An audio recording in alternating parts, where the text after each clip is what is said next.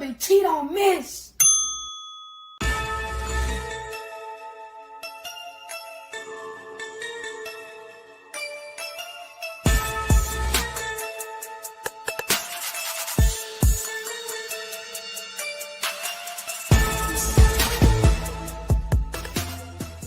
Bang, bang, bang, boy, shit break. On the hard thing, got an Alabama, you can add next say.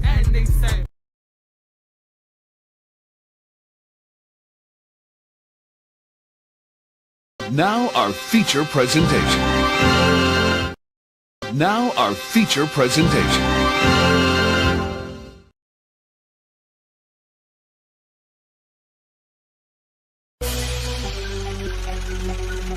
Yo, I done met a lot of niggas in my lifetime. You can't keep it real with everybody, my nigga. Everybody ain't solid, everybody ain't 100. For real. Stick to your motherfucking self. These niggas ain't what they say they is. Know that? Love. I do this shit for my brothers and everybody that done died for us. Niggas say they gon' ride, when the time came, they ain't ride for us. Hitting licks on some hot shit with the same click, you a 5 of us. Niggas switched up like a bitch, say they'll die for you, but they lied to us. Make room for the real, all that other shit ain't got time for it. Mama still paying bills, till I get a meal, I'ma grind for it. Record labels all fake and gay, I won't sell my soul, I won't sign for it. Really cut from a different cloth, and new niggas only piss me off. Come around like they really down, but they only around cause they mooching off it. Niggas pussy beat the coochie off it. Listen up when the truth is talking. Real niggas got morals, and the lame niggas don't hate. Rob, who take what? Bitch, I'm riding around with that cake. Riding around with that long K, fuck a Draco, yeah, it's wartime. We ain't doing no drive-bys. If you try mine, we knocking doors down. I ain't saying I'm the biggest nothing, but if we got a problem, I'ma handle that. Loud talk and get crunny smacked. Turn this fat ass to a punching bag. Niggas saying it's on go when they see a nigga. Well, bitch, I'm a lunching pad. Hot shit for you fuck niggas. All love for the real niggas. Even if a nigga went blind and got paralyzed, I wouldn't feel niggas. See the pain in my city eyes that they traumatized and they still getting it. Forever smoke on Mac bands. Long live smoking bean. But most of all, the one that hurt the most, goddamn nigga to the king. Wake me up, I know it's all a dream, but this real life and I'm stating facts. If I say this nigga, then I meant it, nigga. If it's out my mouth, I won't take it back. Rap niggas know what's going on. I'm the hottest shit since Tupac. I meant Tupac and I'm too hot. Nigga, you not, I'm a fuse box. Yeah, nigga, I control shit. Y'all ain't better than my old shit. Tell them folks on no shit, on oh shit, this bullshit. I done kept it too real, but never got it in return. It's fucked up how we live. Well, I guess it's what I gotta learn. And they ain't saying that I'm perfect, cause everybody got flaws. And they say the real in the graveyard or they locked up behind walls. Your closest homie can be your biggest hater and I ain't trusting shit, not at all. They laugh at you when you fall, get mad at you when you ball. They come around like they really down with them niggas sour, cut them off. Stand alone on your own team, be a grown man, that's a boss. I'm only here to get it real. If I ain't done it, I ain't speaking on it. Wake them up cause it's real. You can't learn shit cause you sleeping on me. Old homie tried to steal from me. The same one that said he killed for me. I never trust another soul going down that road, I be done killed something. Taking food out my kids' mouth will be the quickest way I catch a bid for something. Understand you gotta live for something, or you gon' die trying to live for nothing. Every dollar ain't meant to be chased, my nigga. Be patient, it's really coming. You don't work, you don't eat. I'm grinding hard, losing sleep.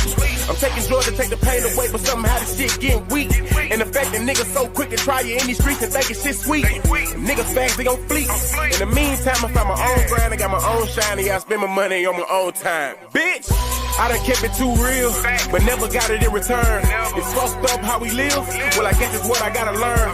And they ain't saying that I'm perfect, cause everybody got flaws. And they say the real in the graveyard or they locked up behind walls. Your closest homie can be your biggest hater, they ain't trusting shit, not at all. They laugh at you when you fall, get mad at you when you ball. They come around like they really down with them niggas sour, cut them off. Stand alone on your own team, be a grown man, that's a boss.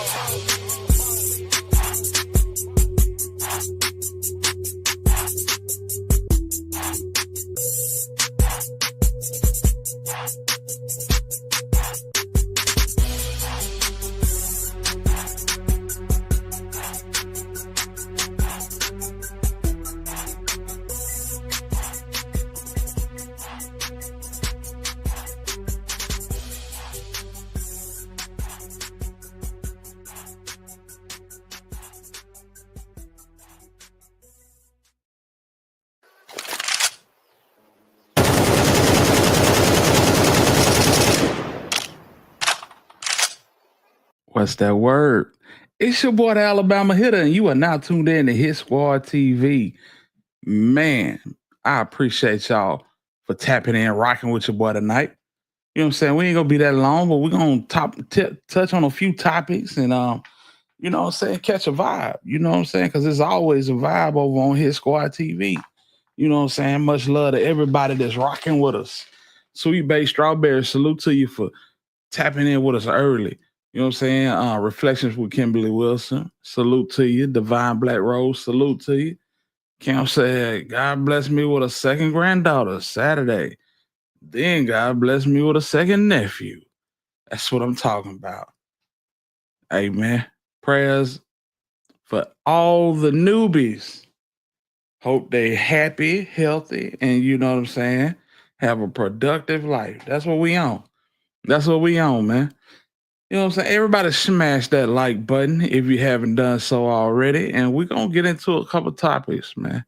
You know, we still watching what's going on in New Orleans with a Hawkeye. You know, we still got Derrick Groves and Antoine Massey on the loose. You know, they got two guys in Texas on yesterday, and they got one guy in New Orleans, I want to say. So yeah, we gotta talk about it, man. You know, it's a lot of people that's going to jail other than these inmates because, you know, in true fashion, when you try to, you know what I'm saying, show love to your fam, you know what I'm saying, by trying to help them out of a pinch, you know, that's just what it is. That's just what it is, man. And these people are not gonna have nobody help these people. They setting an example and they make an example out of anybody that's playing with these folks. Yeah. And said Texas too. Texas too. Yeah, for real though. Yeah, man. So we're gonna get into it. We're gonna get into it. Divine Black Rose said, let's get the lights to match those that's watching. Yeah, man. Please do so. And we're gonna rock out here in just a second. Let's see here. Y'all give me 1 second to get everything down. And we finna touch on it. We finna touch on it, man. They said that Antoine Massey was spotted tonight too. You know what I'm saying? They said LeBron was spotted that night. So, you know, he been doing some wild stuff too. We're gonna talk about it. But these are the two that were caught on yesterday. They were in court on today. So we gotta see what this is all about. Man, y'all lock in with your boy, man. I appreciate y'all for pulling up on me early. And yeah, we're gonna get into some content. Lock in with your boy Hitter. Let's go. Now at noon, 2 inmates are still on the run, but 8 are back behind bars. 3 of them were caught less than 24 hours ago. And we have new video of the recently captured Leo Tate and Jermaine Donald. You're looking at them in court this morning in Walker County, Texas. That's where they were caught. They appeared there for an arraignment. You gonna need a court appointed, or you gonna hire your own? I would. Very unconventional courtroom. Damn. Yeah, this is wild. But let's go. Let's go. So are you gonna get your own attorney, or you gonna need a court appointed? Court appointed. Court appointed. So the guy that just said court appointed, he the oldest one out the bunch. And you see these cats, you know what I'm saying? If you wanna, let's see here. Let me do something right quick. Let me show this right quick. Yeah. So as we take a look at the graphic right here, so lovely. What's up with it? Yes, indeed.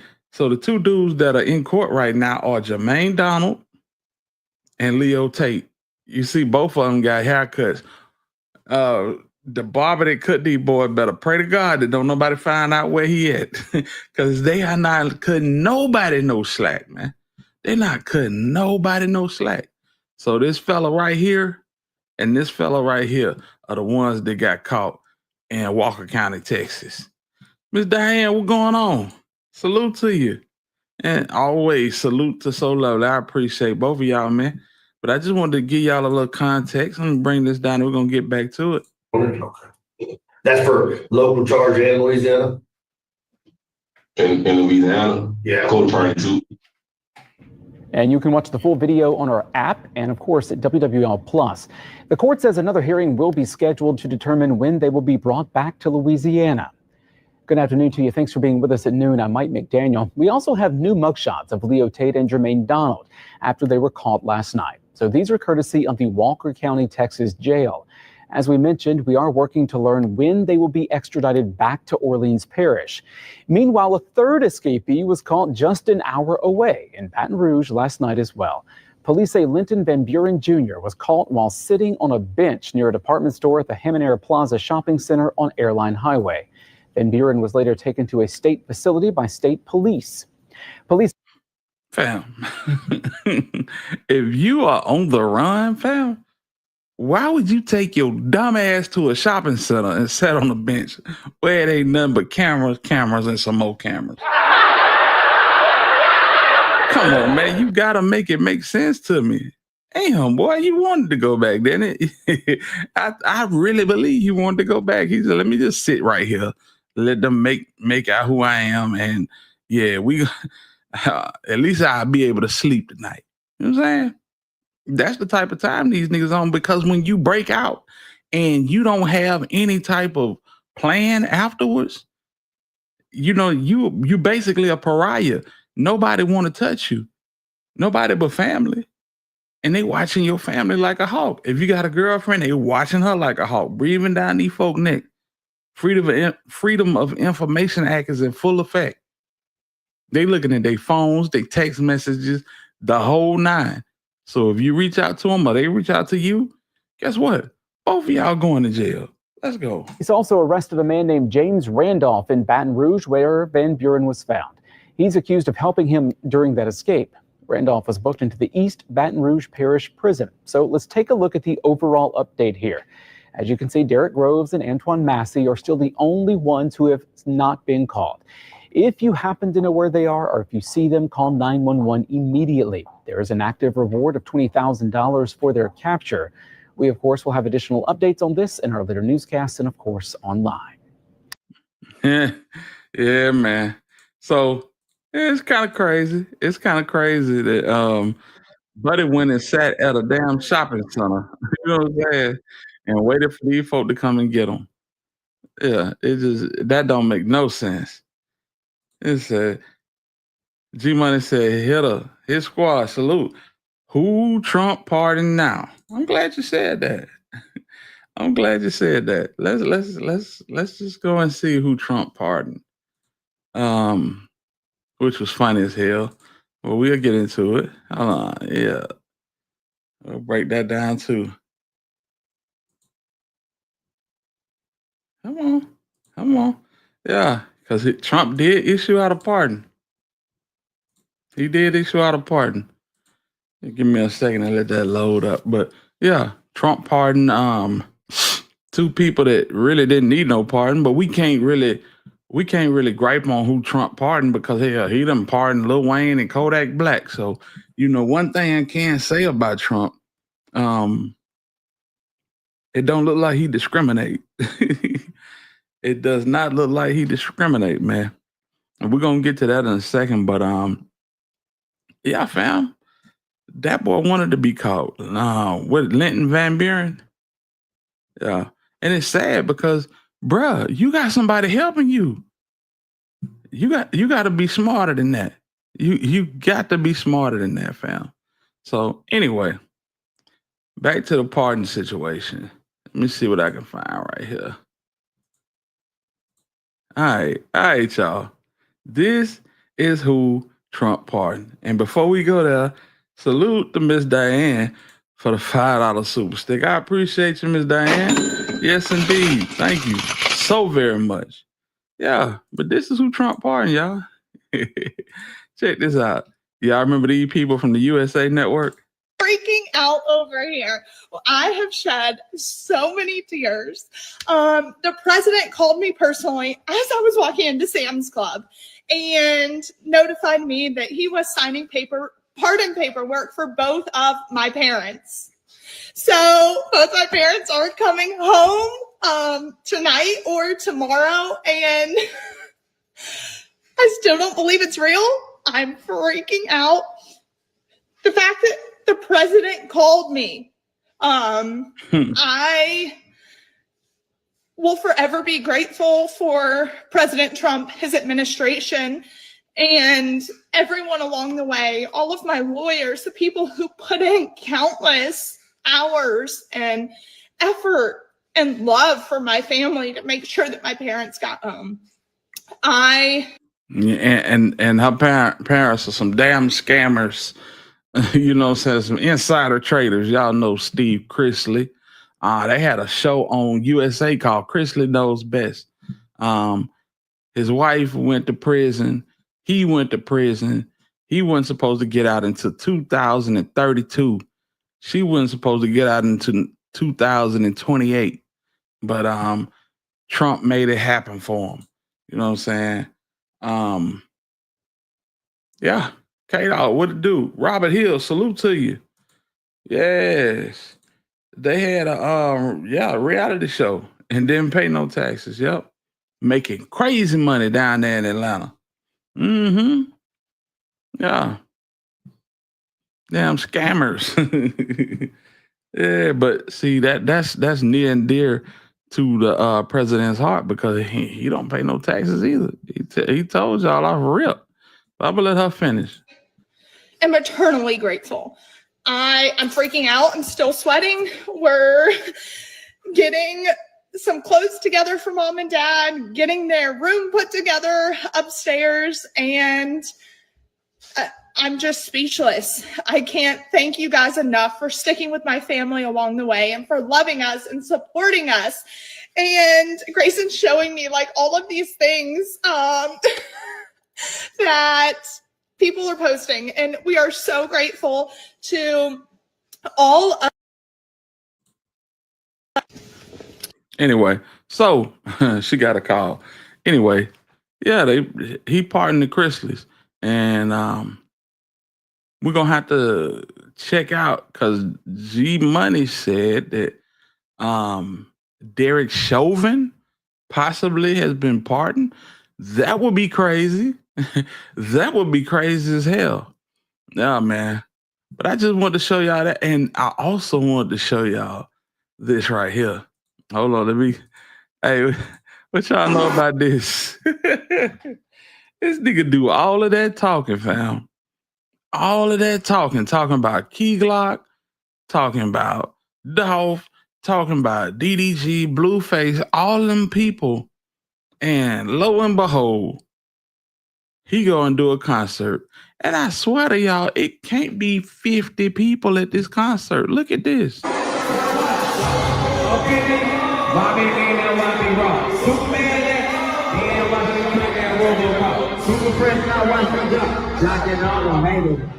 I do that, Soulja Boy, I need some left in right now. I'm tracking on them. And if we get the funding, then I'm tracking on them. We can't be at the local parties. But haters getting mad because let go. It's over. It's over. Bring that Soulja Boy. Wilding out, Stockton. Yeah, it looked like a sound check.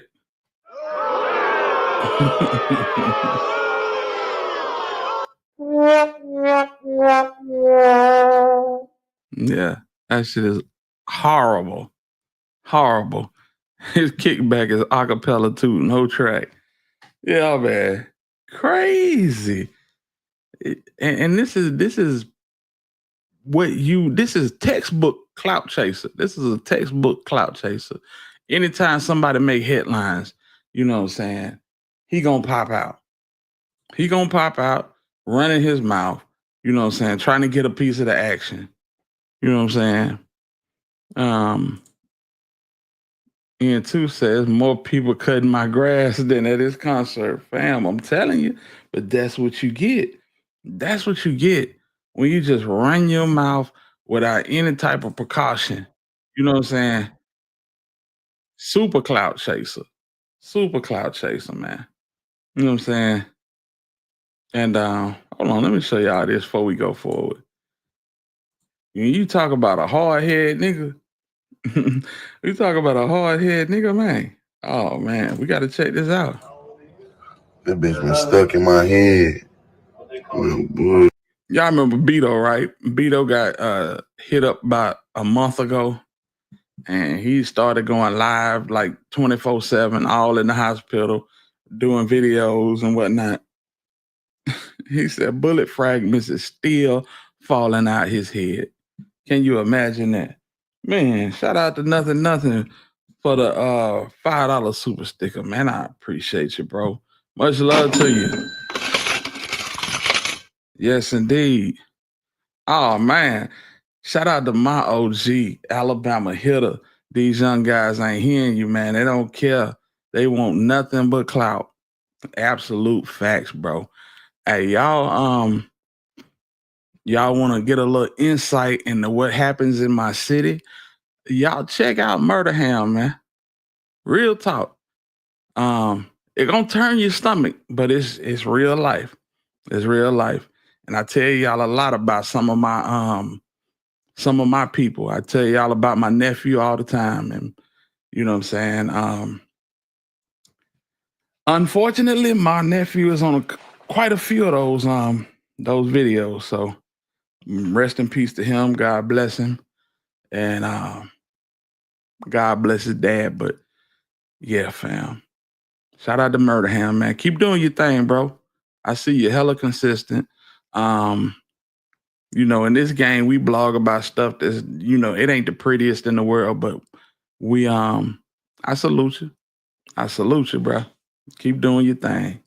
But yeah, Beto, go yeah your cousin. Bullet fragments falling out his head, bro. That's crazy. That's crazy.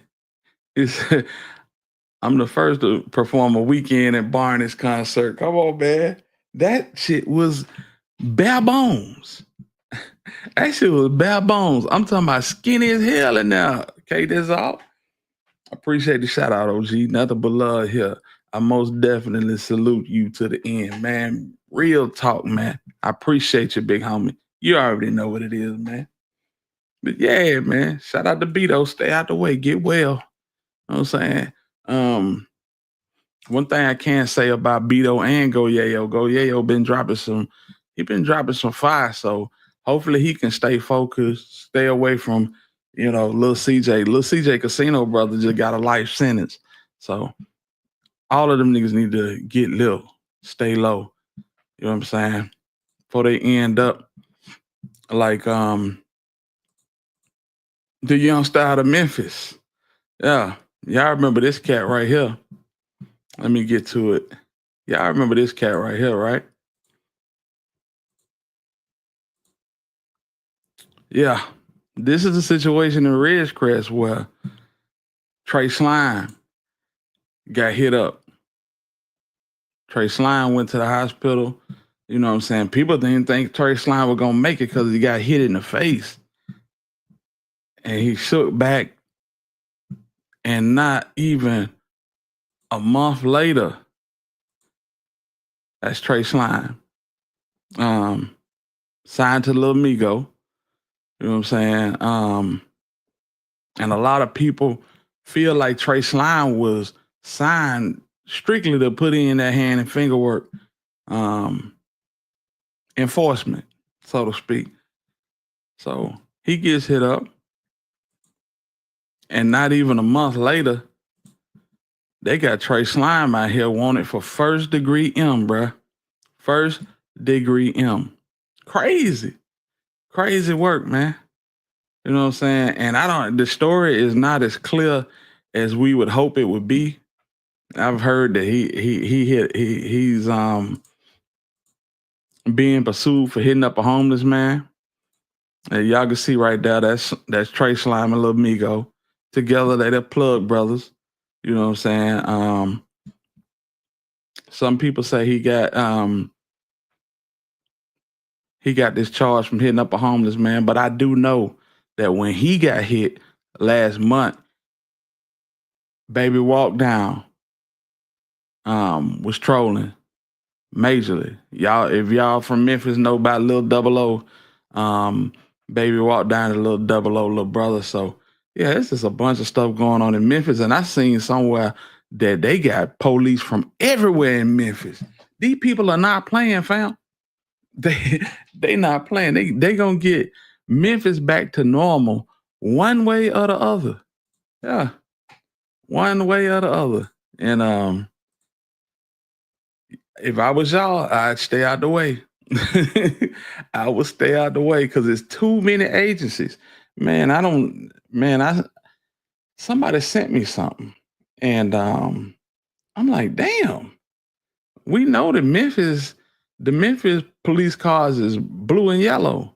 Hell, these cars is white and some more shit. So I'm thinking Arkansas, other municipalities, maybe some Kentucky people, a homeless man, you do not have any points for that. You do not get any points for that. That's facts. Now, Sean, salute to you. Yeah, what's going on with you? Man, hey, Sean is about to start, and I'm putting you on the spot. Sean is about to start a YouTube channel based off of I'm just gonna say it like this: mental health and wellness and wellness. You know what I'm saying? Holistic treatments, bringing the family together, basically. So if y'all rock with the Hit Squad, please rock with Sunflower. Yeah, rock with Sunflower. She been here for a minute. Y'all already know what it is. We got Chocolate in the chat. What's going on? Salute to you. Salute to all my fam coming in the building, fam. Yeah. Yeah. Little bro out here, he done pull stuff off his face and everything, y'all. He pulled a bullet fragment out his face and went and got active. And now, you know what I'm saying, they putting the M on him. I'm not in the bushes. Yes, I see that. I see that. Hey, Divine Black Rose said she just subscribed. Yeah, she said she just subscribed. That's what I'm talking about. Yeah, man, we got to support our own, man. We definitely support our own. Real talk. Gina in the building. What's going on? Yeah, but after being hit in the face, Memphis rapper Trai had a warrant for his arrest for first-degree M. Man, I don't get it. Bro is talented as hell. Bro was a real live hooper. He didn't want to hoop. He didn't want to go to school. He wanted to get out here and see what the streets brought him. And this is what the streets brought him. You know what I'm saying? I saw a video where Buddy was basically talking about how he had to get up and get them moving around. I pulled that shit out of my face. It's time to get back in the field. All right, bro. All right. That shit's sad, bro. It's sad. And the fact that these folks is not playing with these kids these days, especially in Memphis, because it's real live Hotel Rwanda going on in Memphis. Is this the video? Nah. But Buddy was talking crazy. Yeah, I gotta get back in the field and this, that, and the third. I'm like, bro, if you knew like I knew, you go sit your little ass down somewhere. You know what I'm saying? And go sit on somebody's pew and learn about your spirit, man. You know what I'm saying? Because a lot of these young niggas don't get it until they looking up at the sky. They don't get it. I'm telling you from what I know personally. These young niggas don't get it until they slumped over the side of a car or they looking up at the sky with blood in their eyes, fam. And it's sad. It's sad. Because it's either gonna be one of two circumstances. You gonna go out like that, or you gonna go out with 30 white boys surrounding you with artillery and blue suits. That's it. That's it. So salute the Trai line or looking over a barbed wire fence. Exactly. That's what I'm talking about. That's what I'm talking about, fam. Aaron's way in the building. What's up with it, dog? What's up with it? But let's see here. Oh yeah. So back to what we was talking about, y'all. Let me knock this down. These boys out of New Orleans. And the people that love them. Let's see here. Antoine Massey's sister is accused of helping him evade law enforcement. Gabby Caleb reports one of his romantic partners is also allegedly involved. Gabby. Liz Lauren, 31-year-old Jahiem Massey is among 13 now booked on suspicion of aiding and abetting the men who escaped. Her brother, Antoine, and Derek Groves are the only two men still on the run. Court records reveal that police began surveilling Jahiem home in the 3600 block of 4th Street. Soon after, police say a woman romantically involved with Antoine called police multiple times, telling them that he... So his sister and his gal then got jammed up trying to help his bum ass out. Should have stayed where you was, bruh. Was at Jahiem's home. They say she knew because she video called him on his sister's phone. Now, investigators searched Jahiem's home last Wednesday, but Antoine wasn't there. Detectives say they searched Jahiem's phone also and recovered messages between Antoine's partner and his sister. They say the women shared press releases and agreed that they hope he, quote, never gets caught. Police say they also discovered that last Monday at about 5:30 in the evening, Antoine's alleged partner shared a live location with Jahiem. Police say it was later deleted. Investigators spoke with both women later, which they say uncovered that Massey was at Jahiem Massey's home that same day. Police say they also learned that Antoine's romantic partner was aware of the planned escape prior to it occurring, and that she helped facilitate it by supporting Antoine during phone calls. They say she continued to aid Antoine post-escape by knowingly placing false tips to law enforcement.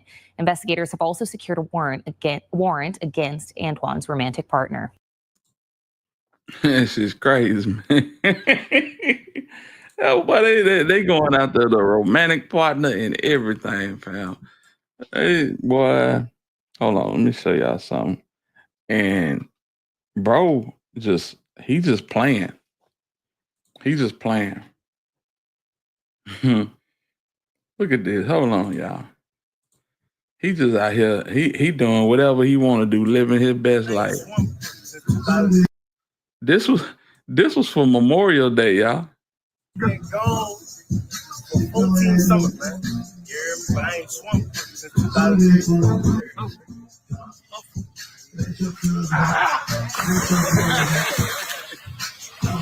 I'm sitting here, I'm looking at a picture of Lil Wayne's dad, stepdad, Rabbit, and a guy that looked just like Massey. Yeah, that's Big Antoine, man. He ran the clique with us with Rabbit, man. That's Antoine Massey's dad. Yeah.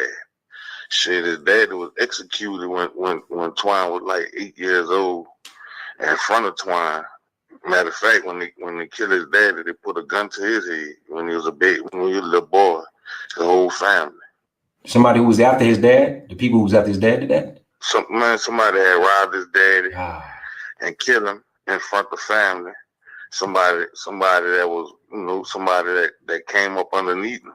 And the craziest thing about that is, like, the day before the escape happened, the dude that killed Lil Antoine dad had just got killed the night before Lil Antoine escaped.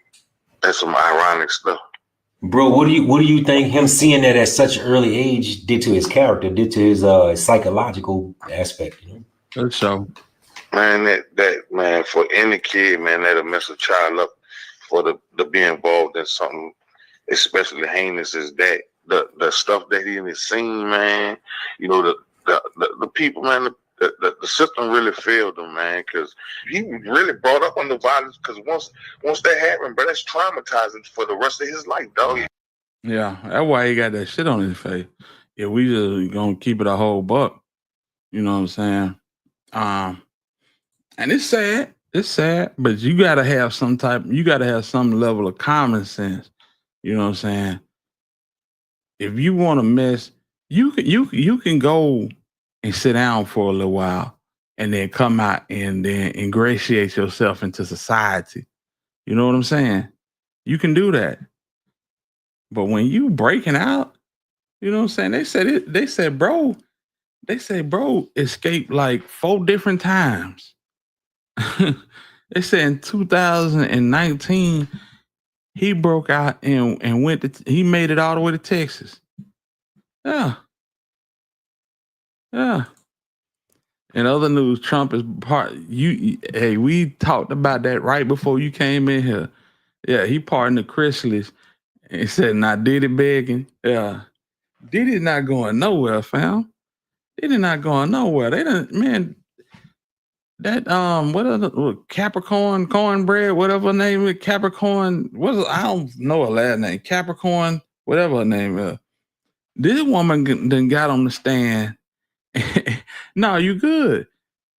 Did you hear the New Orleans jail haven't had water since Friday? I heard that. Chevy Blue. Yeah, I heard that today. Yeah, he's still on the run, son. Him and Derrick Groves, both of them still on the run. Yeah. But I finna say, yeah, bro escaped and went to Texas, and yeah, that's what we was. The Capricorn lady,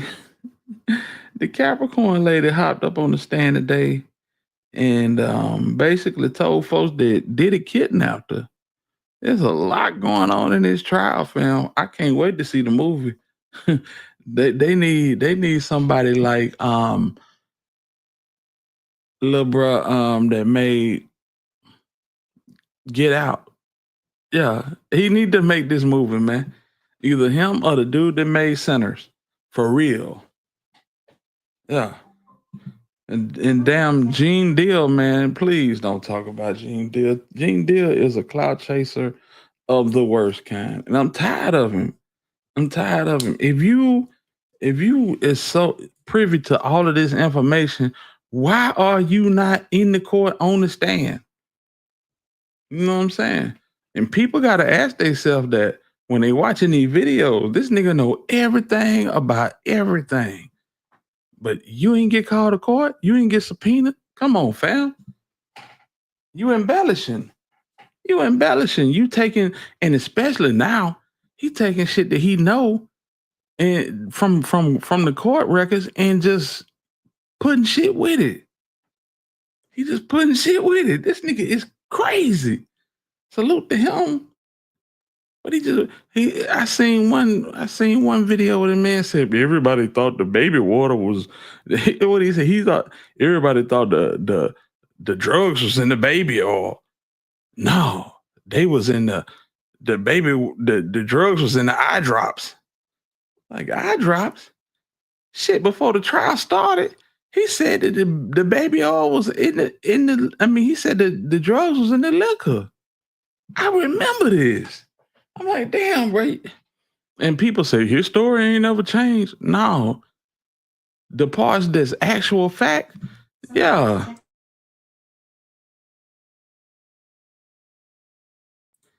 Yeah, the parts that's actual facts, they don't change.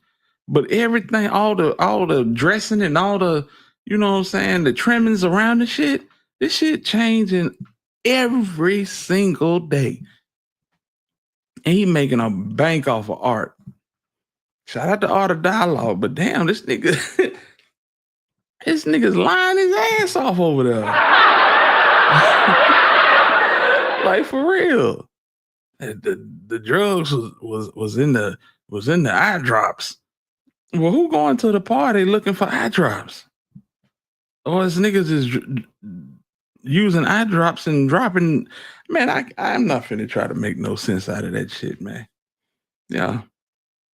But the people on the stand, they were actually there, and they were there at vital moments. evidently Gene Deal was not around for nothing. Because if he was, he would be on the damn stand. I'm tired of seeing this nigga, bro. Like, for real. Tired of seeing this nigga, bro. But yeah, the Capricorn lady came up and was just like, this nigga kidnapped me. She bought a burner phone for Cassie so he could so she could do her thing with Kid Cudi. Diddy found out about it. He came over with a pistol. Man, I'm telling you. Yeah, the nigga went up there just to say he was in the courtroom. I needed to see it for myself. You know, being as petty as I am, I had to go up there and look bro in his eyes. You know you know how I think about it. Fuck him and feed him beans. Nigga, get out of here, bro. Niggas is not checking for you, bro. Niggas is not checking for you, bro. Like, for real. Nah, man.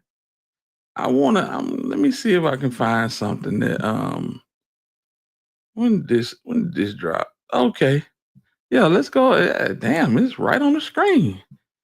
Yeah. Let's go through this. ABC News.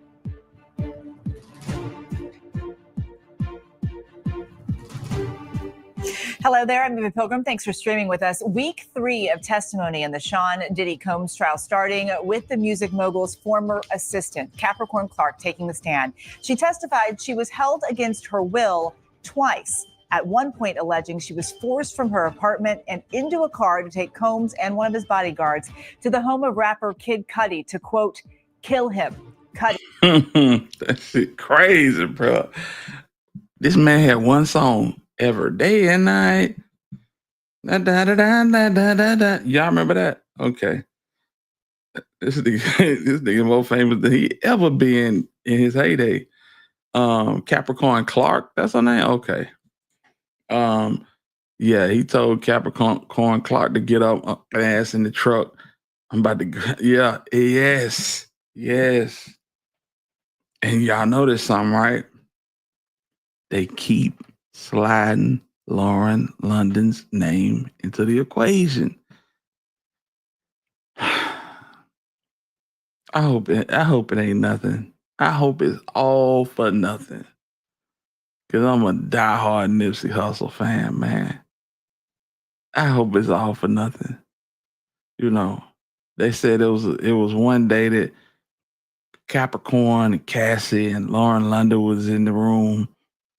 And it was Capricorn and Lauren London in the room, and Puff came in and was like, "That's why you bitches ain't gonna never have no man. Y'all ain't gonna never have no real man." It's like, what you mean? And Puff said, "Watch this. Hey, come here." He threw something on the floor and told her, "Pick it up. No, take it over there." And said, basically insinuating, that's what you got to do to keep a man. Oh, this nigga crazy as hell. Batshit crazy, man. Puff is a demon of epic proportion, man. Let's keep going, y'all. Was dating his ex, Cassie Ventura, at the time. Clark also claimed Combs threatened to kill Ventura if she didn't convince Kid Cudi not to tell police that Combs was allegedly involved with a break-in at his house. Clark also telling the jury that a large man repeatedly administered lie detector tests to her on suspicion that she stole jewelry loaned to Combs. She testified that this man said if she flunked the test, they're going to throw you in the East River. Federal prosecutors said outside of the jury's presence that their case is running ahead of schedule and could be finished in 5 weeks. Previously, they said it could take 6 weeks. Buck like a dog. Now, Combs has pleaded not guilty to all charges. His defense team says any sexual encounters were consensual He faces the possibility of life in prison if convicted.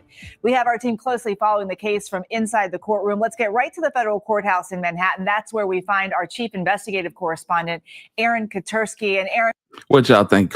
What y'all think Puff gonna get? Just a ballpark figure. How many years y'all think Puff gonna get? I'm gonna let this roll, but y'all drop it in the chat. How many years y'all think Puff gonna get? Or y'all think he gonna beat it? I don't think nobody in this chat think he gonna beat it. I think I'm gonna start it off 10 years. And we have to start with Sean Combs' former assistant, Capricorn Clark. What did she tell the jury? A lot. Eva, she testified that Sean Combs at one point threatened to kill Kid Cudi after finding out that he began dating Cassie Ventura. But she talked about Hit the like button, family. Episodes as prosecutors today started to home in on one of the elements of the alleged racketeering conspiracy, and that's kidnapping. Capricorn Clark said in 2004 in New York, she was forced to take a lie detector test for 5 days straight on suspicion of stealing jewelry. In 2008, she said Sean Combs charged at her and kept shoving her with his hand. She demonstrated for the jury until pushing her all the way out of his house in Miami Beach when she said that she hates it here and forced her out of the house. And then in 2011 in Los Angeles is Real, what it do? Yeah, y'all hit that like button, fam. Hit the like button, and if you can donate to the channel, it's appreciated. Yeah. They said this woman cried the whole time on the stand. You know what I'm saying? He blackballed her, and he would fire her and bring her back and fire her and bring her back again. Yeah. He is a demon, man. is when she says she was forced at gunpoint into a car to go to Kid Cudi's house because Sean Combs was very upset. Aaron, Clark painted a picture of what it was like to work for Combs, saying she even had to take a lie detector test. Why did she have to do that?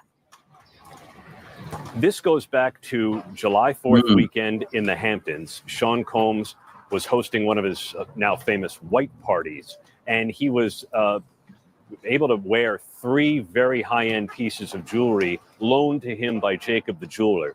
And after the party, Capricorn Clark was supposed to take possession of the jewelry and bring it on a private plane to Miami Beach, where Combs was headed. And on her way to the airport, she realized the bag wasn't there, and she said that she suspected it was an inside job. But apparently Combs and one of his bodyguards, a guy by the name of Uncle Paulie, that's how he was known, ended up taking her to what would be the headquarters of Bad Boy Entertainment. At the time, it was on 40th Street and Broadway. This was going to move uptown into the upper 50s, but the building wasn't finished. And she recalled for the jury being taken to a dilapidated space. There was only a folding table and chairs. And she remembered a huge guy, 5 times her size, chain smoking and hooking her up to a lie detector machine every day for 5 days straight and threatening that if Damn. Chat Town, what it do? This nigga hooking folk up to lie detector machines. So it's just a huge guy, nothing, nothing professional, just some big nigga smoking Newport shorts. That's crazy. she failed the test, she'd be thrown into the East River. The defense also pulled out some old text messages between Clark and Combs. What did they say? Some of them showed her affection for him, how she wished him a happy birthday and wanted to get back into his good graces, asked if he had forgiven her yet. It's not quite clear for what, but she repeatedly tried to get back into Combs's good graces to work, even up and including in 2024. And she ended up telling the jury as she tearfully read these emails on cross-examination that she was desperate. She had a child to take care of with autism. She wasn't really doing anything meaningful for work. And on redirect, after the defense suggested that, she just loved Sean Combs and how could any of this be true? She said, look, he blackballed me in the music industry, stymied her as she tried to get other work. And so eventually she felt like she had no choice but to return to Sean Combs. And that's why she was so eager to work for him. I'm curious what Combs's response was hearing this in the courtroom. He was a really active defendant today. For the whole trial, he's been listening intently, scribbling notes, but on several occasions, as Capricorn Clark was testifying, he would whisper into his attorney's ear, and Mark Agnifilo would then jump up to object when Capricorn Clark was trying to make a point. So he clearly did not remember the course of events that she described today the same way that Capricorn Clark did. And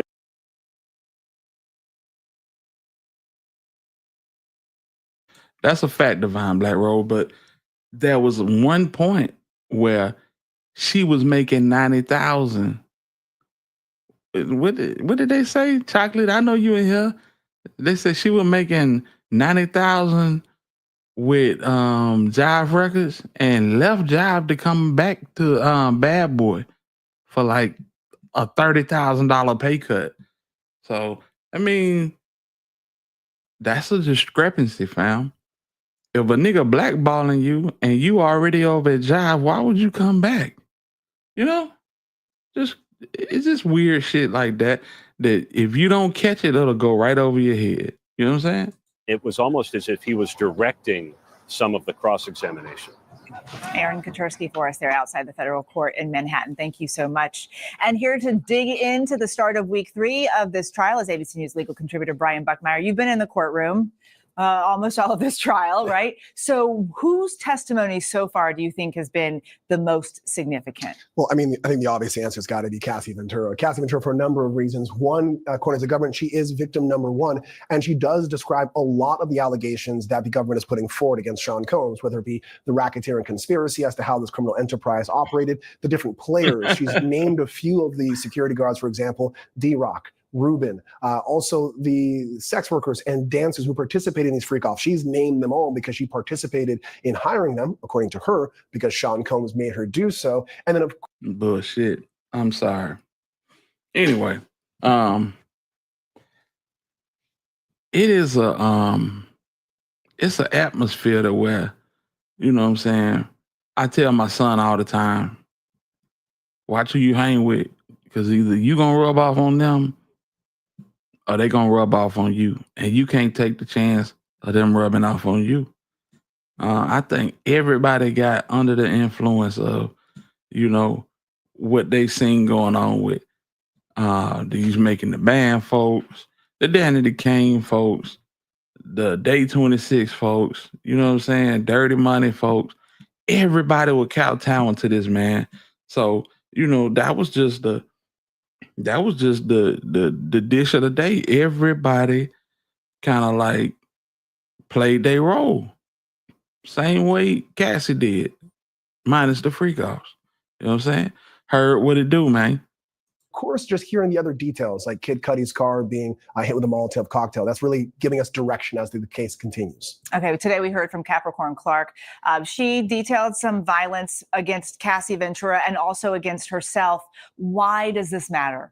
All right, so it matters for 2 reasons. One would be corroboration. So corroboration is when one witness takes the stand and says, this is what happened, this is how it happened, this is where it happened. And then you have another witness who was also privy to those events and saying, yes, Cassie Ventura was abused. She was harmed in this way. But another reason it also plays into this, and you're looking at this quote here as well, is Capricorn Clark is a part of this case in her own right because of that kidnapping allegation that feeds into the racketeering conspiracy. She's telling us about individuals who participated in kidnapping her and attempting to go after Kid Cudi and threatening his life, according to her allegations. And that feeds into that criminal enterprise that the government is saying Sean Combs is at the head of. We have to talk, though, about this moment with the defense team today and Clark.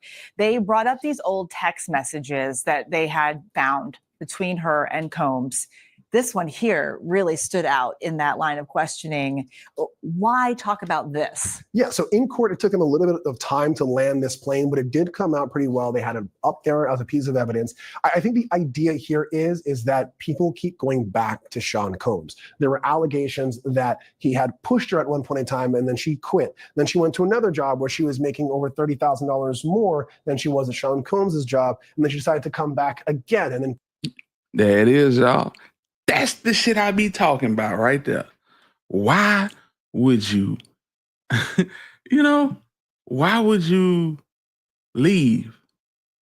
If you say you were blackballed, why would you leave? That's all I'm saying. That's all I'm saying. It don't make good sense. It don't make good sense to me. Hold on. Where we at? Boom. Okay. I'm gonna run that back one more time. Cause people saying that she kept going back because she was blackballed. She couldn't do nothing else. It took him a little bit of time to land this plane, but it did come out pretty well. They had it up there as a piece of evidence. I think the idea here is that people keep going back to Sean Combs. There were allegations that he had pushed her at one point in time, and then she quit. Then she went to another job where she was making over $30,000 more than she was at Sean Combs' job, and then she decided to come back again and then quit or got fired and then came back. The back and forth, but underlying it all is showing these text messages that she was very enamored by him, very much in love with him, showing that at one point in time she had the biggest crush on him as well, and trying to show that it's not the violence that people are running away from, but actually at Combs, they're running back to him for the reasons of trying to be close to him, trying to be close to power, trying to attack. She called him the devil too, but she said she loved him. So, I mean, you look into that what you will, man. Is this nigga running a cult? I don't think he's running a cult. What are they in love with? Are they in love with him? Or are they in love with the power? You know what I'm saying? You know, that's what you got to think about. I think they in love with the power. Endless money. Cause he done messed over everybody. Money was never an object for Diddy. You know what I'm saying? Get something out of him. And I think they're going to try to use those allegations and that kind of a thought process for Capricorn as they will with Cassie. The prosecution signaling that this could be 5 weeks, not 6, like they originally thought. Does this tell us anything about how they feel right now? So on one hand, it could be that they believe they've done all what's on their checklist, that they've established a criminal enterprise, they've shown the freak offs were elaborate and organized, that they've demonstrated there wasn't consent in this. But it could also be the fact that we heard that victim number 3, who we believe to be Gina Huang, isn't showing up. And maybe without this other alleged victim in the case, they have a much shorter case to prove or put on at least. And so maybe that's why they're stopping short of what we believe that would have been their case. Yeah, I'm curious. So we don't know if that witness is going to be coming. As of now, we don't. Okay. The next witness we expect to see is an arson investigator from the Los Angeles. So it looked like this case won't go 7-8 weeks. This could be very interesting. Fire Department. What can we expect here? So we already heard the evidence that Kid Cudi put out there saying that his car was hit with a Molotov cocktail. There was an investigation that went into it. So we're going to hear from the LA Fire Department as well as the LAPD. And I think one point that did come out that didn't really land as hard, but it might do so. In that investigation, there was female DNA on this car. We know that Kid Cudi was at his ex-girlfriend's sister's house at the time this happened. Maybe there's something else for the defense to dig in there, or maybe it's nothing. Ex-girlfriend's sister's house, trying to keep it all straight. Yeah. Brian, thank you so much for being here with us. Still ahead, Kid Cudi, Suge Knight, Mel's Diner. After 17 witnesses and more than 200 pieces of evidence seen so far, look at some of the bombshell moments from inside the courtroom. And up next, our legal team breaks down Capricorn Clark's testimony, how they think what she said will play with the jury. Stay with us. Hey, but that's what it is. I'm in love with the attention, fame of being attached to Puff and whatever promises. But this the thing. The man is loaded. You know what I'm saying? So the promises, only way that he can't come through, he can come through on every promise. So that hits different. Will he? Because at one point in time, there were promises of Cassie becoming an R&B superstar. That shit never happened. But she wasn't as talented as she thought she was. That's the whole situation behind that. Baller Ride, what's going on, man? Salute to you. Folks from California in the building. Yeah.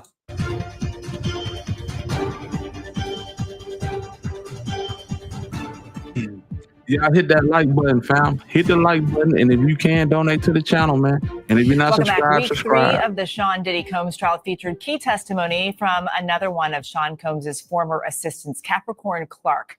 Let's break down the key legal strategies we saw playing out in court today. Brian Buckmeyer is back playing the defense. Bernarda Villalona playing prosecutor. Bernarda, let's start with you. We're now many days into this trial. Do you think the prosecution is making progress in proving the charges charges in this case. So today was a big day for the prosecution in terms of proving the racketeering conspiracy. I think today they gave the most amount of evidence having to deal with the racketeering conspiracy, specifically as to the criminal enterprise. You ask at times, who did Sean Combs conspire with? Why is he the only one that's at the table? Today you heard from Capricorn Clark that the person that was acting along with Sean Combs at his behest, together with Sean Combs, it was his security guard. And that security guard is the person who would normally be considered a co-conspirator. And that if they were to charge him, he would be sitting at the table with Sean Combs. So today, in terms of racketeering conspiracy, they bought the criminal enterprise.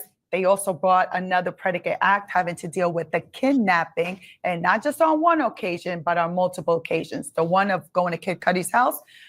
And listen, y'all, they asked Capricorn about Cassie and her talent, and she basically said, yeah, she was all right, you know. She wasn't that talented. Said she needed engineers to make her sound good. And that I don't know. Did she have some type of beef? Because that's a slug right there. But yeah, I mean, everybody know. She wasn't, she didn't have that voice. Like, she ain't had no Angie Stone voice or even a Mary J. Blige voice. She just was eye candy and could carry a tune, but she wasn't no real, you know what I'm saying, crazy singer like that, fam. Oh man, salute to my dog Chevy Blue for the super chat. Thanks for bringing us this great content, man, and I appreciate you, bro. You already know what it is, fam. Yes, indeed. Salute to you, man. Let's get back to the content. Appreciate you, Chevy Blue. But also when she was subjected to going through these lie detector examinations for multiple days in a row. All right, Uncle Paulie of it all, right, Brian? What did you think? Yeah, so I'm going to do exactly what the defense did today and not talk about anything that was bad and then just switch over to something else, because that's exactly what the defense did here. And I think that's all you can really do. And instead they use this witness to try to get information out, like, why was Cassie's career on hold? Was she really that talented? And you had Capricorn Clark say, well, she had talent, but she wasn't talented. There it is. There it is right there. Hold on, yeah.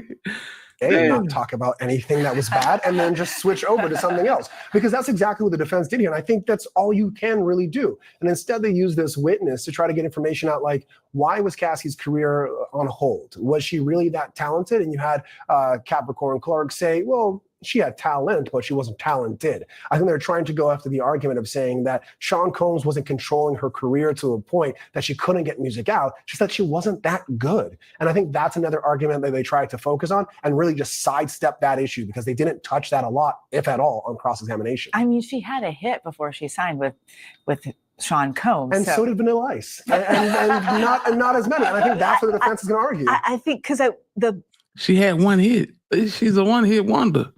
Salute to my dog Cypress TV in the building, man. Cypress, if you want to come up, I give you the key fob, man. Let me know something. Matter of fact, I'll just drop it. If you want to come up, you can. If not, you know how we rock, bro.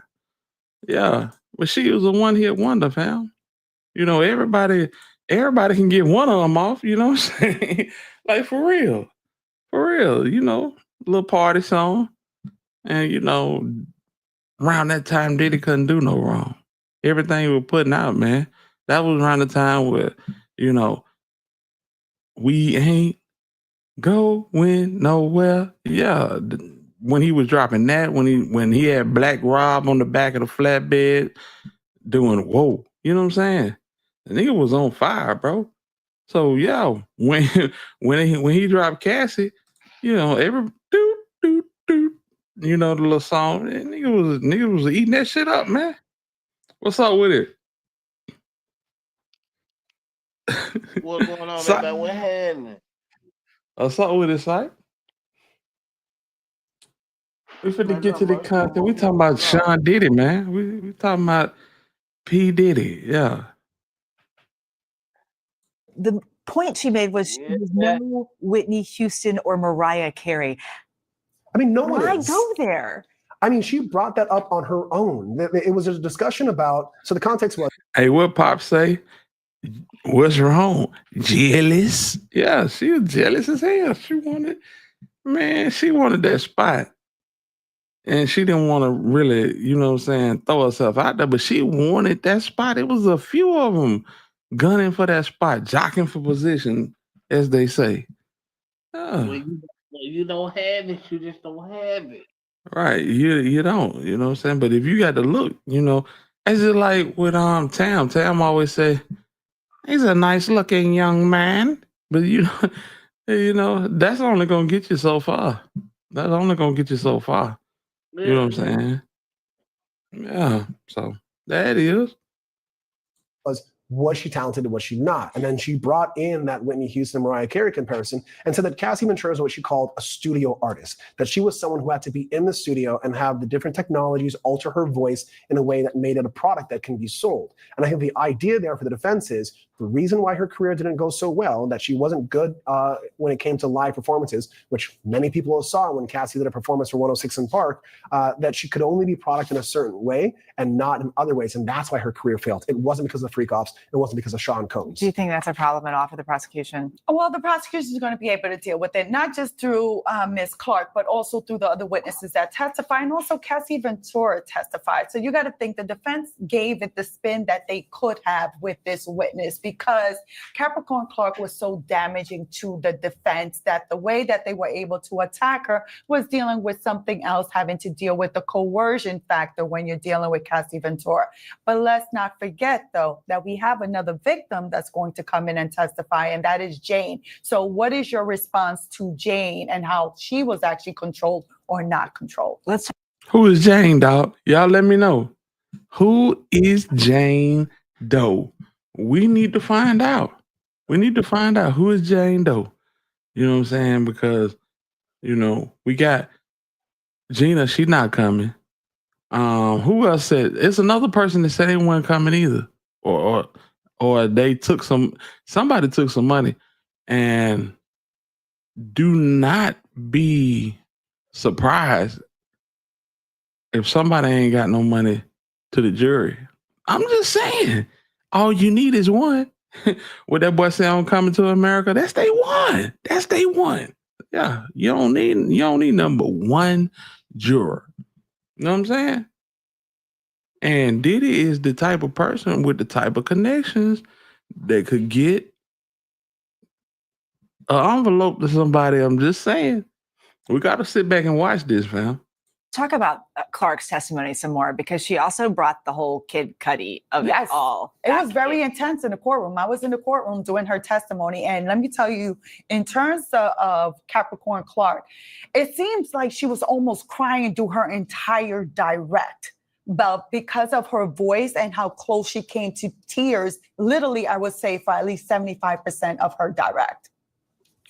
Yeah, I mean, all I can I know you want about, to avoid this. Oh yeah, I want to avoid it all. But all I can think about were Kid Cudi's words and be like, "This guy's a Marvel supervillain." Like this goes beyond the traffic. Supervillain. Yeah. Hey, Chevy Blue, we all know it's a lot of people that can write songs. Yeah. You know what I'm saying? People writing songs every day in the background. They might not can execute them songs though. And I think that's what Cassie come into play. And who knows? You know, Diddy might have had a change of heart and was like, "No, we just gonna do this." You know what I'm saying? We just gonna do these freak offs, you know. And which was a bad idea. That was the worst idea in the world, because it leads her to think that, you know, well, he not doing nothing for my music career, then maybe he wants me for his wife.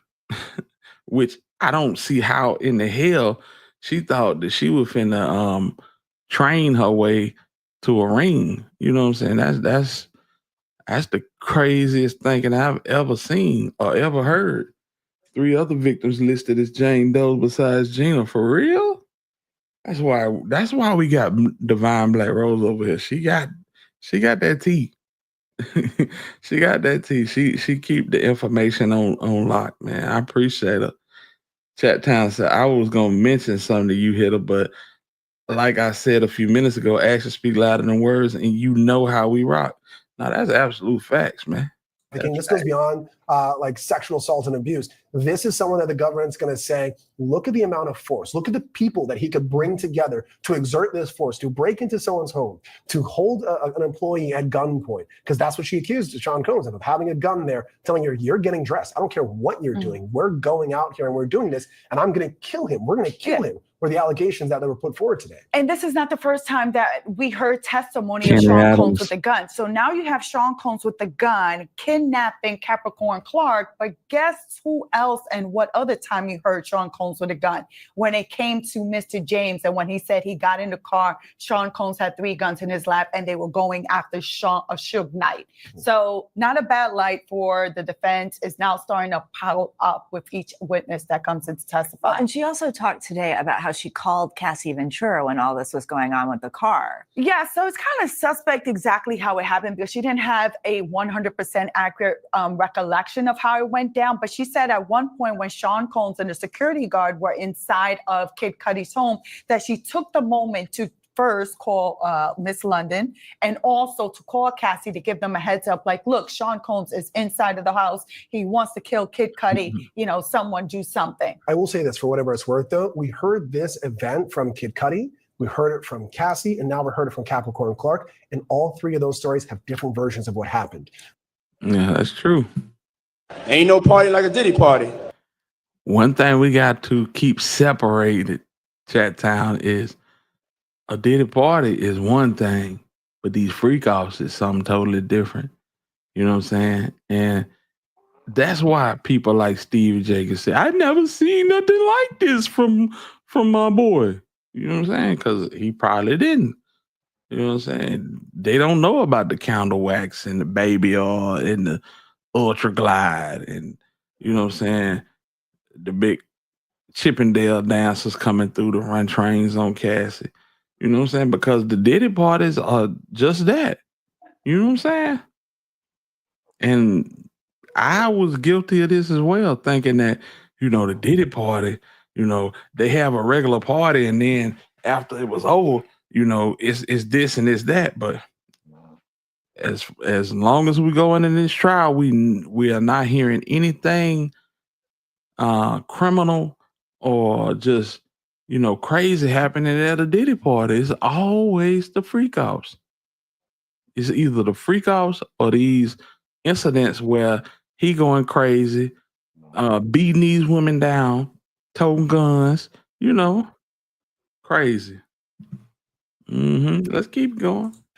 Was there a car chase or was there not a car chase? But what's material? Because this is the thing, having been a former prosecutor, 16 years, and a defense attorney now and tried over 100 cases, you're never going to get 100% accuracy when you're dealing with multiple witnesses testifying about the most important But is fact. that a problem for the jury, what's the though? most important thing is focus on the material fact, not minor inconsistencies, the material fact. The material fact went to the house to try to shoot up Kid Cudi. Yeah, but it's not just minor things. There's a whole... So, Chat Town said, true, but wasn't it said the freak offs was happening at the parties? At least some. Nope. All of the freak offs happened at hotels. Never at the house. They happen at hotels in different cities. Yep. Always at a hotel.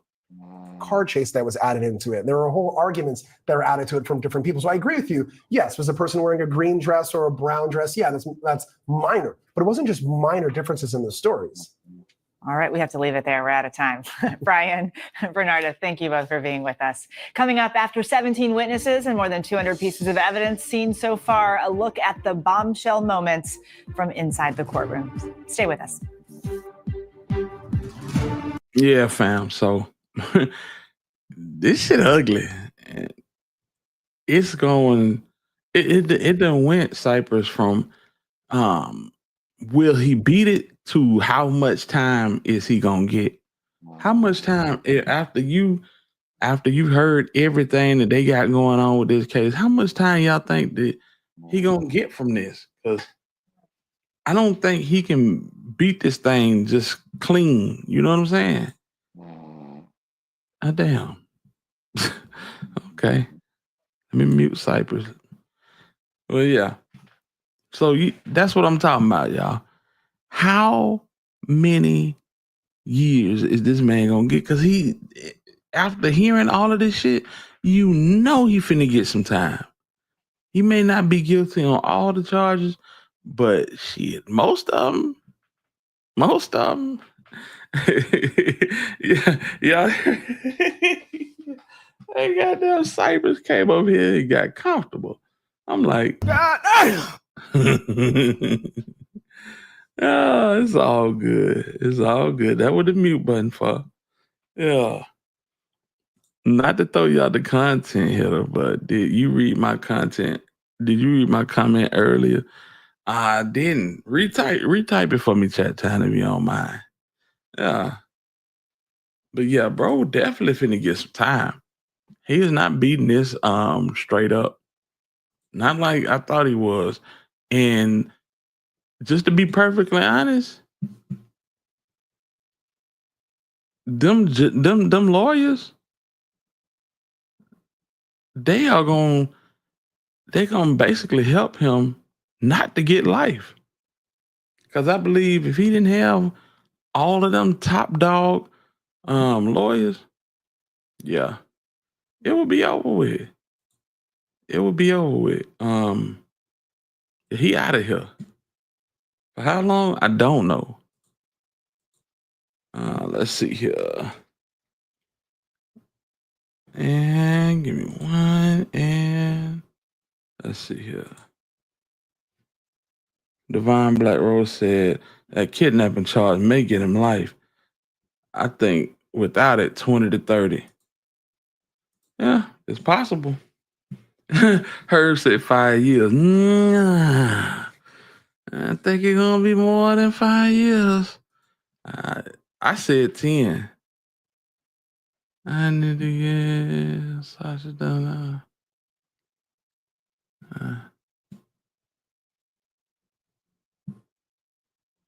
Nothing. You still in here? If you are, I don't know. I don't know, bruh. For real. But yeah, 5 years now. Billionaire be damned. You know, if this was the state of New York, then maybe. But this is the United States of America. So yeah, I just read your email in too. Nah, I don't, but I do a little research and see. Yeah. Billionaire's a different language, but you know, it don't make a difference when they the ones that print this money that you work so hard for. You know what I'm saying? They the ones that print the money, man. The government can lock your ass up without nothing. You could be the richest in America. If they want you, they gonna get you. You know what I'm saying? A story about a lady that was doing time in Alabama who contracted HIV from an officer that before she went to prison and ended up sleeping with the warden for revenge, and he unalived her. Hell no, I ain't heard that. I'm gonna have to check it out. Yeah. I mean, yeah, Trump is the president, you know. But let me show you something. Herb. Let's see here. The people that rock with Trump are people like this lady right here. I'm just gonna keep it a whole stack with you. The people that rock with Trump are the people like this right here. The federal government versus Sean Combs. The largest pimp in the world disguised as a music mogul. Predator sitting in a courtroom with a Bible. I guarantee you it's not. Them the people that rock with Trump, and they hate Diddy. The man in the opening statement called Diddy the biggest pimp in the world. And Diddy ain't pimped nobody. Who he pimped? Diddy ain't pimped a soul, fam. The man was having freak offs. He ain't pimp nobody. Maybe I got my definition of a pimp twisted and tangled, but that ain't what I call a pimp. He the biggest cuckold in the world. Absolutely. Trump has the complexion for the protection. He does. He does. I don't think he can get away with pardoning Diddy. I'm just gonna keep it a whole stack with you, Herb. She not in Trump inner circle. She just white. Yeah. No, that's true. But I'm telling you, I do not think he can get away with that. Yeah, he was. He surely was. And what he tell you? He's what he say? Grab him by the yeah. They hard on him. Yeah, the biggest pimp in the world. Lies, I tell you. You know what I'm saying? He said she not in the inner circle. She just white. That's a fact. That's a fact. Let me look at her for a few more minutes because she tickles me to death. Not Diddy walking around in 8-inch platform heels. There is no reason to own half of the Spencer store. 25 bottles of baby oil, 31 bottles of Astroglide. Legal objection. Ew.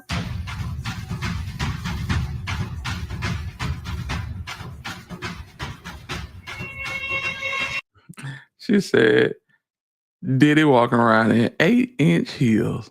Boy, that's a freaking motherfucker right there.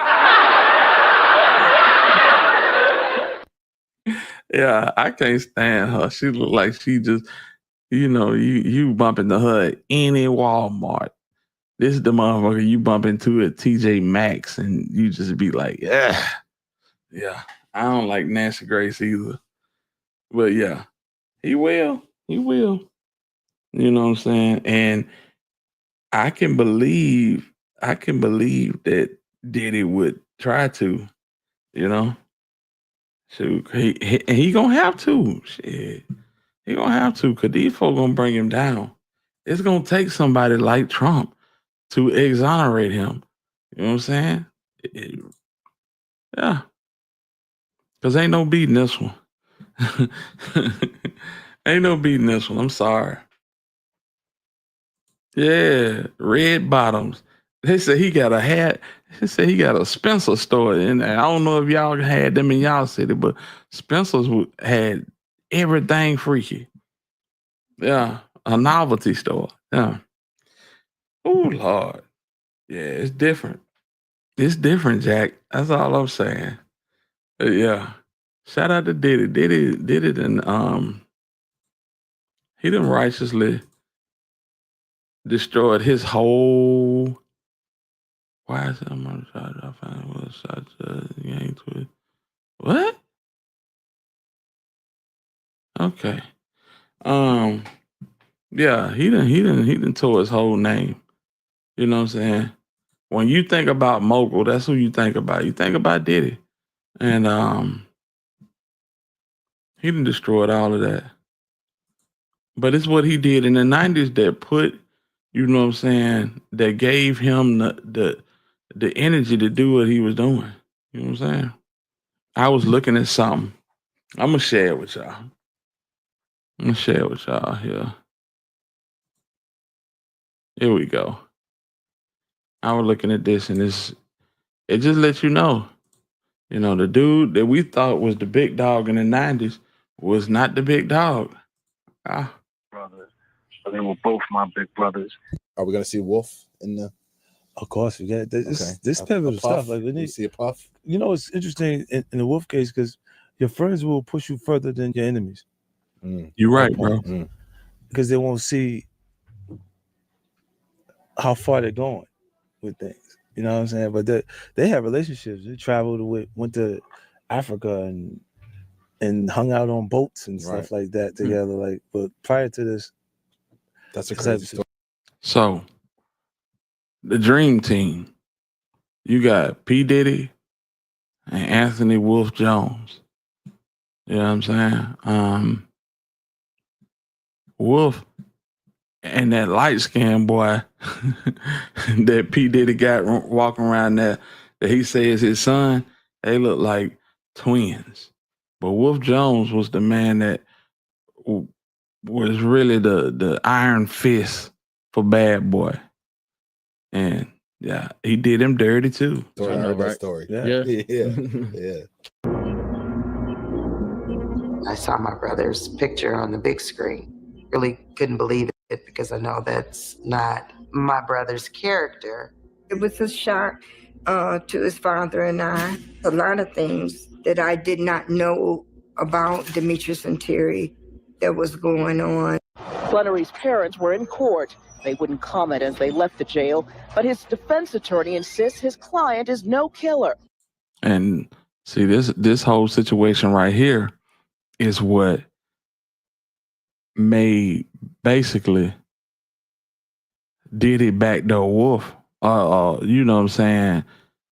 Let Wolf know that he didn't really need him no more because he had the Flannerys in his back pocket. You know what I'm saying? Crazy situation. And Herb, listen, we gonna watch this situation real close with Trump because I really want to see what's gonna happen with it. Will he stick his neck out for Diddy? If he do, then you already know what it is. You already know.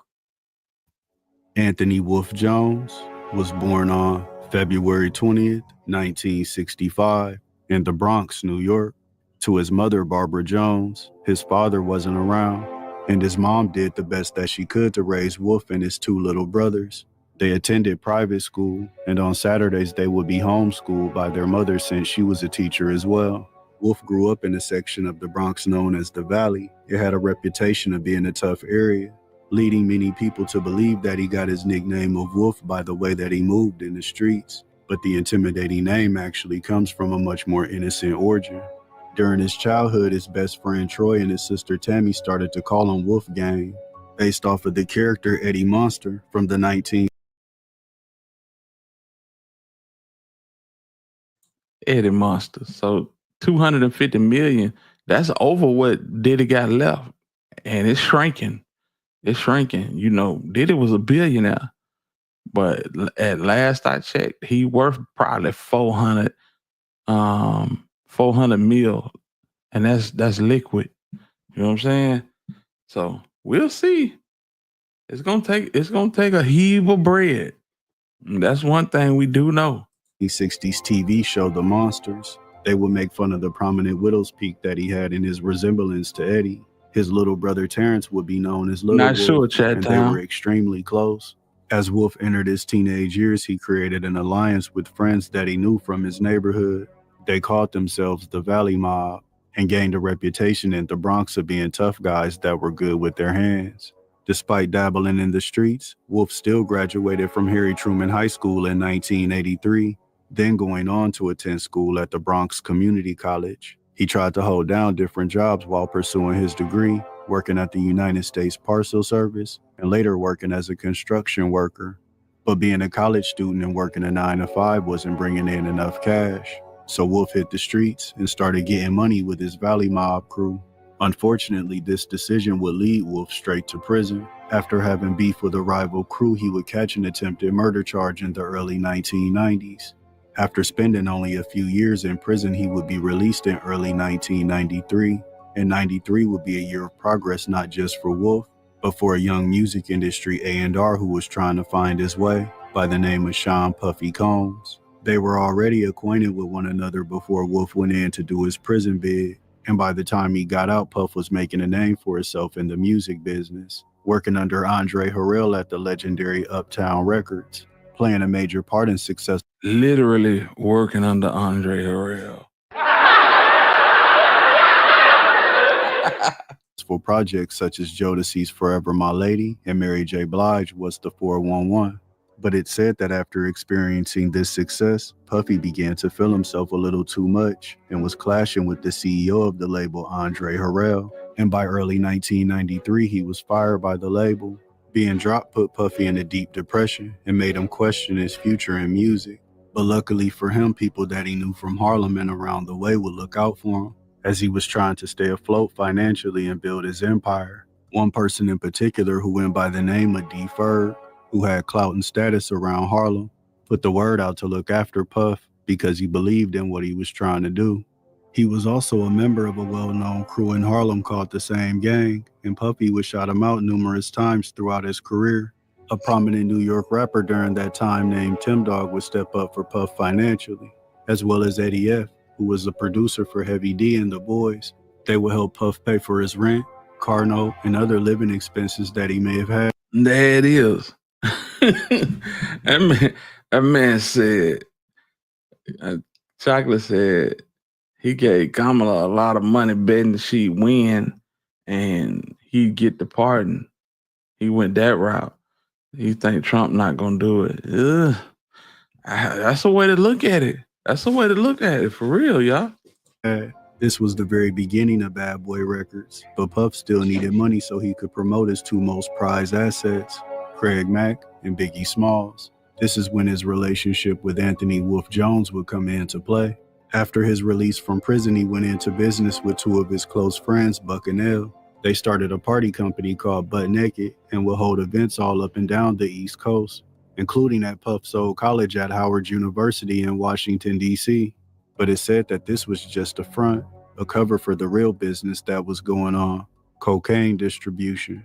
The story goes that Wolf, along with his two good friends, Buck and L, decided that they wanted to be early investors in Bad Boy Records, giving Puff hundreds of thousands of dollars, along with other costs that accumulate while trying to jumpstart a label. His good friend D. Ferg would continue to help him as well. He's the one that designed the iconic Bad Boy Records logo.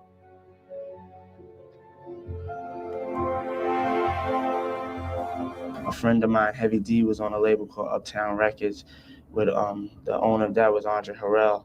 And so he hooked up a meeting with me and Andre Harrell, and I just basically asked if I was told him I'd do anything, I'd work for free. But the catch was that I was in school. I was in college at Howard University in D.C. And they said that I could work for 2 days, Thursday and Friday. I was taking the train, getting up at like 6 in the morning, taking the train so I could be to work in New York by 10. You know what I'm saying? Then leave on Friday because I was having parties. I was promoting parties in D.C. You know what I'm saying? And then you realized you had the potential to parlay, and then you started working with Andre Harrell. Tell us about that. At the time, I was working with Andre Harrell, but he wasn't paying me enough, so I had to promote parties on the side, which was all good. Right, you know what I'm saying? And D. Ferg, you know, for some odd reason, he loved this kid, man. You know, he had mad love for Puff. Eddie F. from Heavy D and the Boys, who was one of the top producers, was, you know, helping Puff by paying his car note. Tim Dog was doing the same thing. So now, Wolf, you know. DJ Eddie F. from Heavy D and the Boys.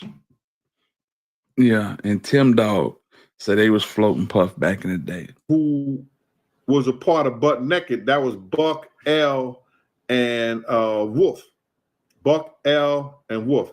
Now, they all had this little crew, stuff like that, and they was throwing parties.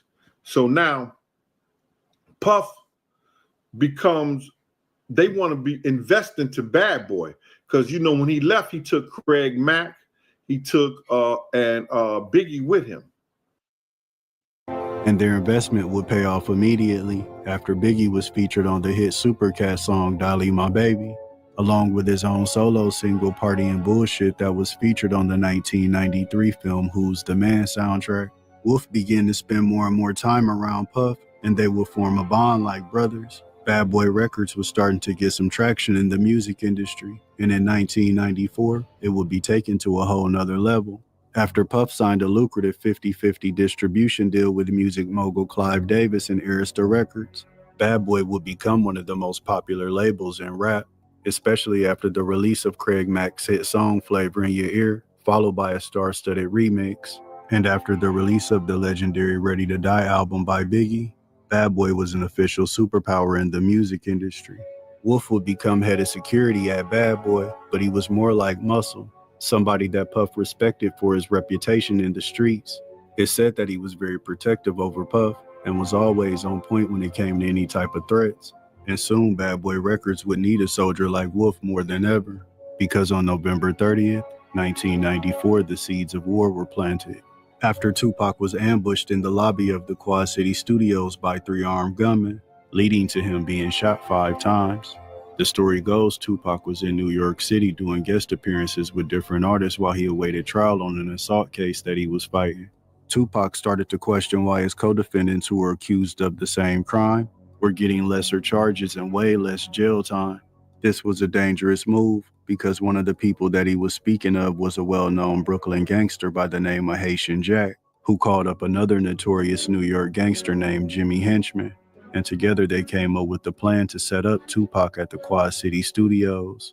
Tupac would call out Jimmy Henchman and Haitian Jack for being the ones behind him getting shot. From the outside looking in, the situation had absolutely nothing to do with Biggie, Puffy, or Bad Boy Records. Listen why. What my boy said? Listen why I take you back and lace this track, a real live tale about a snitch named Haitian Jack. Yeah, that's Pac. Rest in peace to the greatest. But according to Tupac, they knew exactly what was going to happen to him that night, and they didn't warn him, which he viewed as a betrayal because he was cool with Puff and he was best friends with Biggie. It's been said that one of the reasons for the underlying tension between Puff and Pac was because originally Pac... Y'all listen to this. Listen to this. Let me take it back. Y'all listen to this. Speaking of was a well-known Brooklyn gangster by the name of Haitian Jack, who called up another notorious New York gangster named Jimmy Henchman, and together they came up with the plan to set up Tupac at the Quad City Studios. Tupac would call out Jimmy Henchman and Haitian Jack for being the ones behind him getting shot. From the outside looking in, the situation had absolutely nothing to do with Biggie, Puffy, or Bad Boy Records. But according to Tupac, they knew exactly what was going to happen to him that night, and they didn't warn him, which he viewed as a betrayal because he was cool with Puff and he was best friends with Biggie.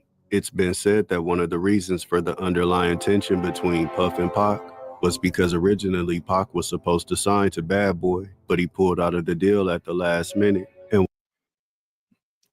who knew that? Who knew that Pac was supposed to sign with Bad Boy and pulled out at the last minute? And not only did he pull out at the last minute, he tried to encourage Big not to sign with him as well. And would later tell Biggie not to sign to Puff because he didn't trust him. And only a few weeks after being shot, he was sent to the Bellevue Hospital jail ward before ultimately being sentenced to 4.5 years in prison and being sent to the Clinton Correctional Facility in upstate New York. While he was locked up, he did an interview with writer Kevin Powell for Vibe magazine, stating that once he was released, he vowed to get his revenge on Puffy, Biggie, and anybody associated with Bad Boy Records. But more beef was on the way from another person that they once considered a friend, Marion Suge Knight, the CEO of the legendary Death Row Records. Despite the belief that they've been mortal enemies since day one, they were actually cool once upon a time, thanks to his bodyguard Anthony Wolf Jones, who already had a relationship with Suge Knight, and they shared a mutual respect. It's said that he introduced JH.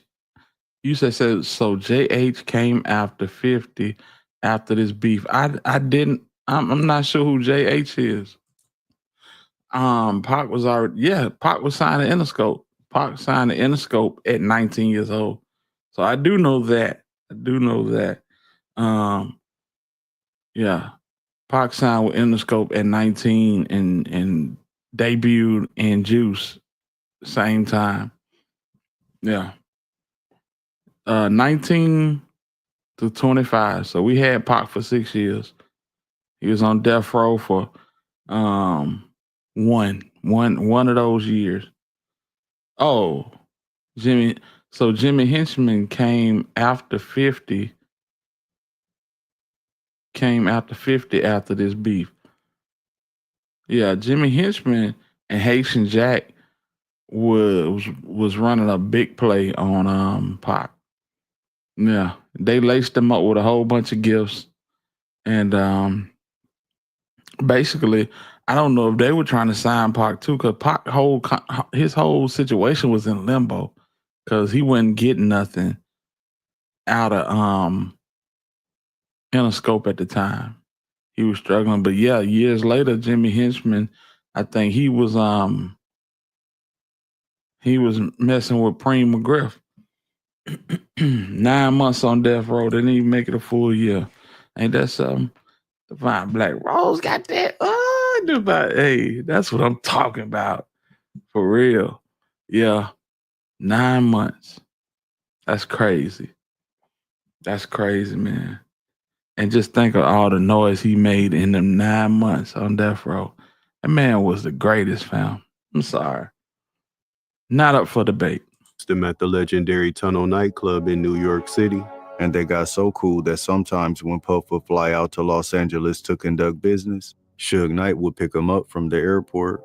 But eventually competitiveness would get in the way, and the two rising moguls would fall out over supremacy of the music industry, over money, and over women, especially after pictures would surface of Suge Knight spending time with Puffy's son, Justin, adding fuel to the rumors that he had an affair with Puffy's then girlfriend, Misa Hilton. Their growing feud would be put on display for the world to see on August 3rd of 1995 at the Source Awards that were being held at the Paramount Theater in New York City.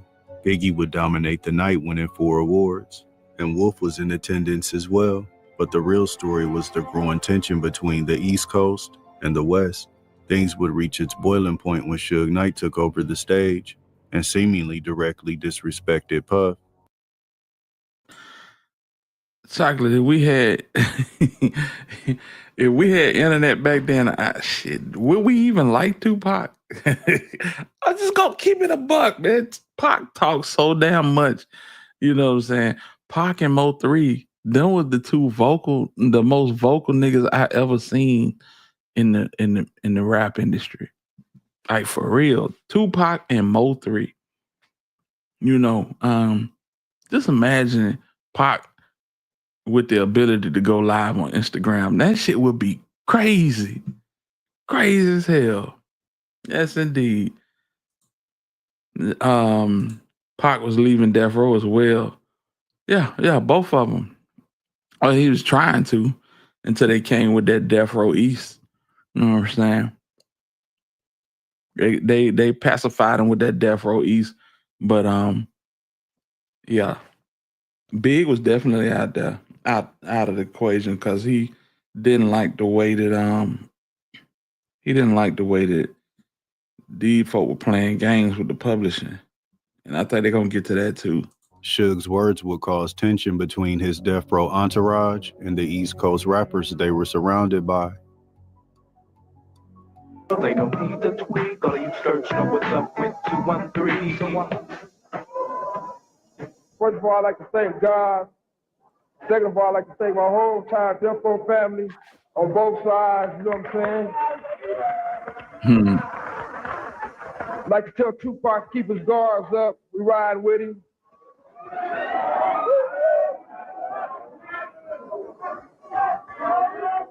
And one other thing I'd like to say, any artists out there want to be an artist and want to stay a star, don't want to have to worry about the executive producer trying to be all in the video, all on the record, dancing. Come to Death Row. Boy, I was young as hell. Maybe 8th, 9th grade. But I knew how big that shit was. That nigga said that in Brooklyn. He said that in Brooklyn, fam. Boy, when he said that, I was like, oh my God. Yeah, Pimp C would have been hell going live. For real. We forget Undeal's records completely disappeared out the beat. Yeah, because and Lance Rivera and Big, that was the play. That was the play. That was Big's way of getting his paper back. Lance Rivera, absolutely.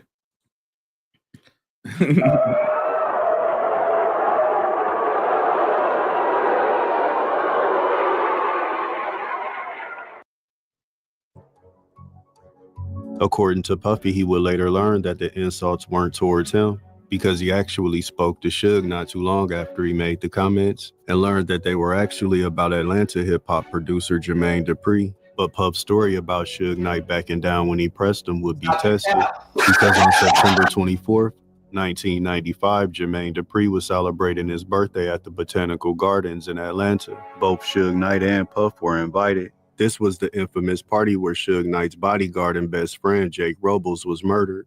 According to Jermaine Dupri, the entire situation happened over a simple disagreement. He said that he watched Puff and Suge exchange words, then step outside.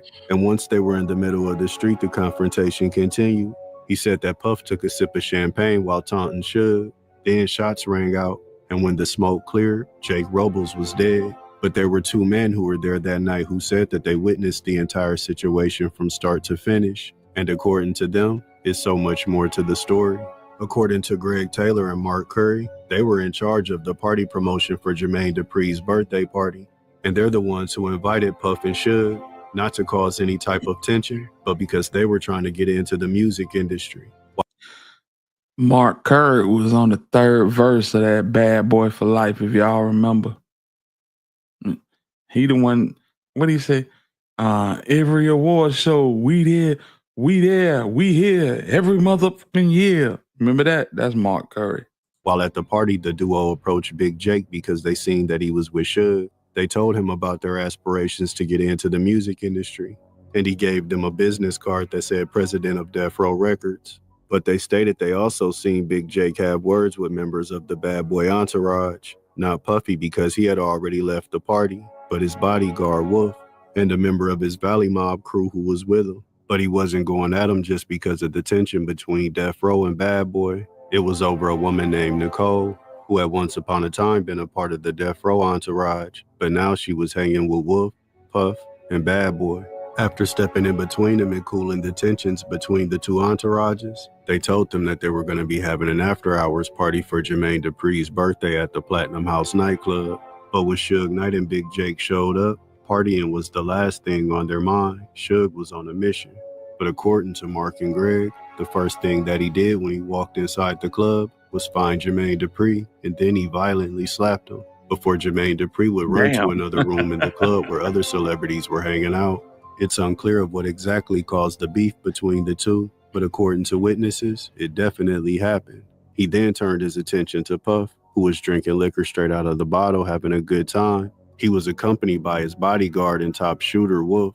Suge Knight walked up on him and started pressing him about the money for the publishing points on Mary J. Blige's Was the 411 album and Jodeci's Forever My Lady.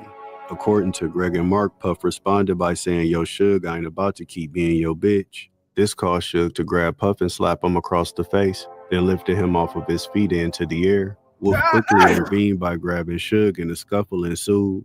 Mark, Greg, and the Platinum House club owner V. Johnson broke up the fight, but it wasn't over. V told Puff, Wolf, Suge, and Big Jake that he had a room in the club, and if they really had a problem, they could go in there and handle it like men. Witnesses said that if you put your ear to the door, the only thing you would hear is furniture being moved and bodies being slammed. Surprisingly, just minutes later, all four men would emerge from the room. Suge Knight had his arm around Puff, like they were good friends who had a disagreement, fought it out. Now that's facts, Chocolate, because shit, when this happened, when Big got done in 97, man, rap was boring as hell in 97. Think about it. You know what I'm saying? They done took Pac, they done took Big, and all we had was this nigga dancing all over the place with shiny suits on and wet floors and hammer shoes and shit. Out and were good again. The club was shutting down for the night and everybody was walking outside as the conversations continued. Wolf and Big Jake followed behind them having a conversation of their own, but that was all interrupted by gunshots from across the street, causing panic and confusion amongst the club goers. In the middle of all of the commotion with everyone's attention across the street, somebody from the Bad Boy entourage walked up on Big Jake, put a pistol directly to his body, and started letting off shots. Jake was hit multiple times in his chest. Then the gunman upped his weapon on Suge with bad intentions. But Suge snatched up Puff, who was standing right next to him, and put him in an aggressive full Nelson, using him as a human shield, backing away, going towards his waiting vehicles. Damn, this nigga Suge put Puff in the full Nelson, and he did the damn New Jack City with Suge. Let's go, Suge. He ragdolled that goddamn Diddy. Before tossing him to the side and making his escape, the popular theory surrounding this story is that it was none other than Anthony Wolf Jones, who was the man that fired the fatal shots that killed Suge Knight's best friend and escalating the beef between Bad Boy and Death Row to deadly levels. But according to Mark and Greg, They looked directly at the man who did it, and it wasn't Wolf, but it was a member of his Valley mob. Rapper Keith Murray would recount a very similar story. He did an interview with the Art of Dialogue YouTube channel, where he stated that he was there on that fateful night. He seen everything go down between Puff and Suge, and he seen who killed Big Jake, and it wasn't Wolf. The events that unfolded on this night would serve as the catalyst to the beef between Death Row and Bad Boy Records. And Puffy was there. Then all of a sudden I saw Shook. Pow! Smacked the dog shit out of Puffy. And Puffy was like, yo, that's what I get for being too nice. Being too nice. I'm being too nice. And he looked at me and Suge was standing there. The night I think Suge Knight man got killed. And I ain't gonna say no names, but I was around the environment, and God bless the dead. He's dead now. Puffy man is dead now, and Suge man is dead now. But guns was popping off and somebody died. It was Suge, Puff, Wolf, and Jake with V walked into the room. We stood out, let them go in, and held the door down watching. And all you can hear was boom, boom, boom, boom, boom, boom, boom. And all of a sudden, V opened the door, and there goes Suge and Puff standing there like this, hugged up. We like, oh, these niggas worked that out. They worked that stuff. They was like, quick. I could see it, the tour bus across the street. We standing there, Suge's in front of, with Puff. They walking to the limo, hugged up. Jake and Wolf is walking behind them. All of a sudden, somebody started shooting across the street. Then all of a sudden, the dude just came out of nowhere. Where everybody was looking that way, this dude came out of nowhere and flashed like the Flash and spent, and he touched Jake with that gun. I never seen that shit before. Them New York niggas is the coldest killing niggas I ever seen in history. They killed that play. They called it the play for the overlay. They started shooting across the street to make everybody look. We looked, the dude came out of nowhere and just touched Jake.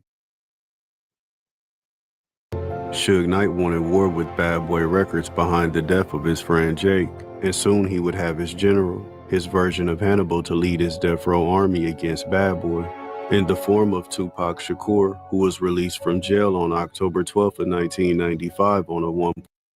There it is, October 12th to September 7th. Not even a whole year, fam. And listen, they crashed Pac out. Take it how you want to, bring it how you feel. They crashed Pac out, man. They used Pac to perpetuate this whole beef that they had going on. Pac ain't had nothing to do with the beef, man. Same with the shit that was going on in Vegas at the MGM. Them was Crip niggas. Pac ain't even no gangbanger, but he was hollering MOB. You understand what I'm saying? I hate this shit, man.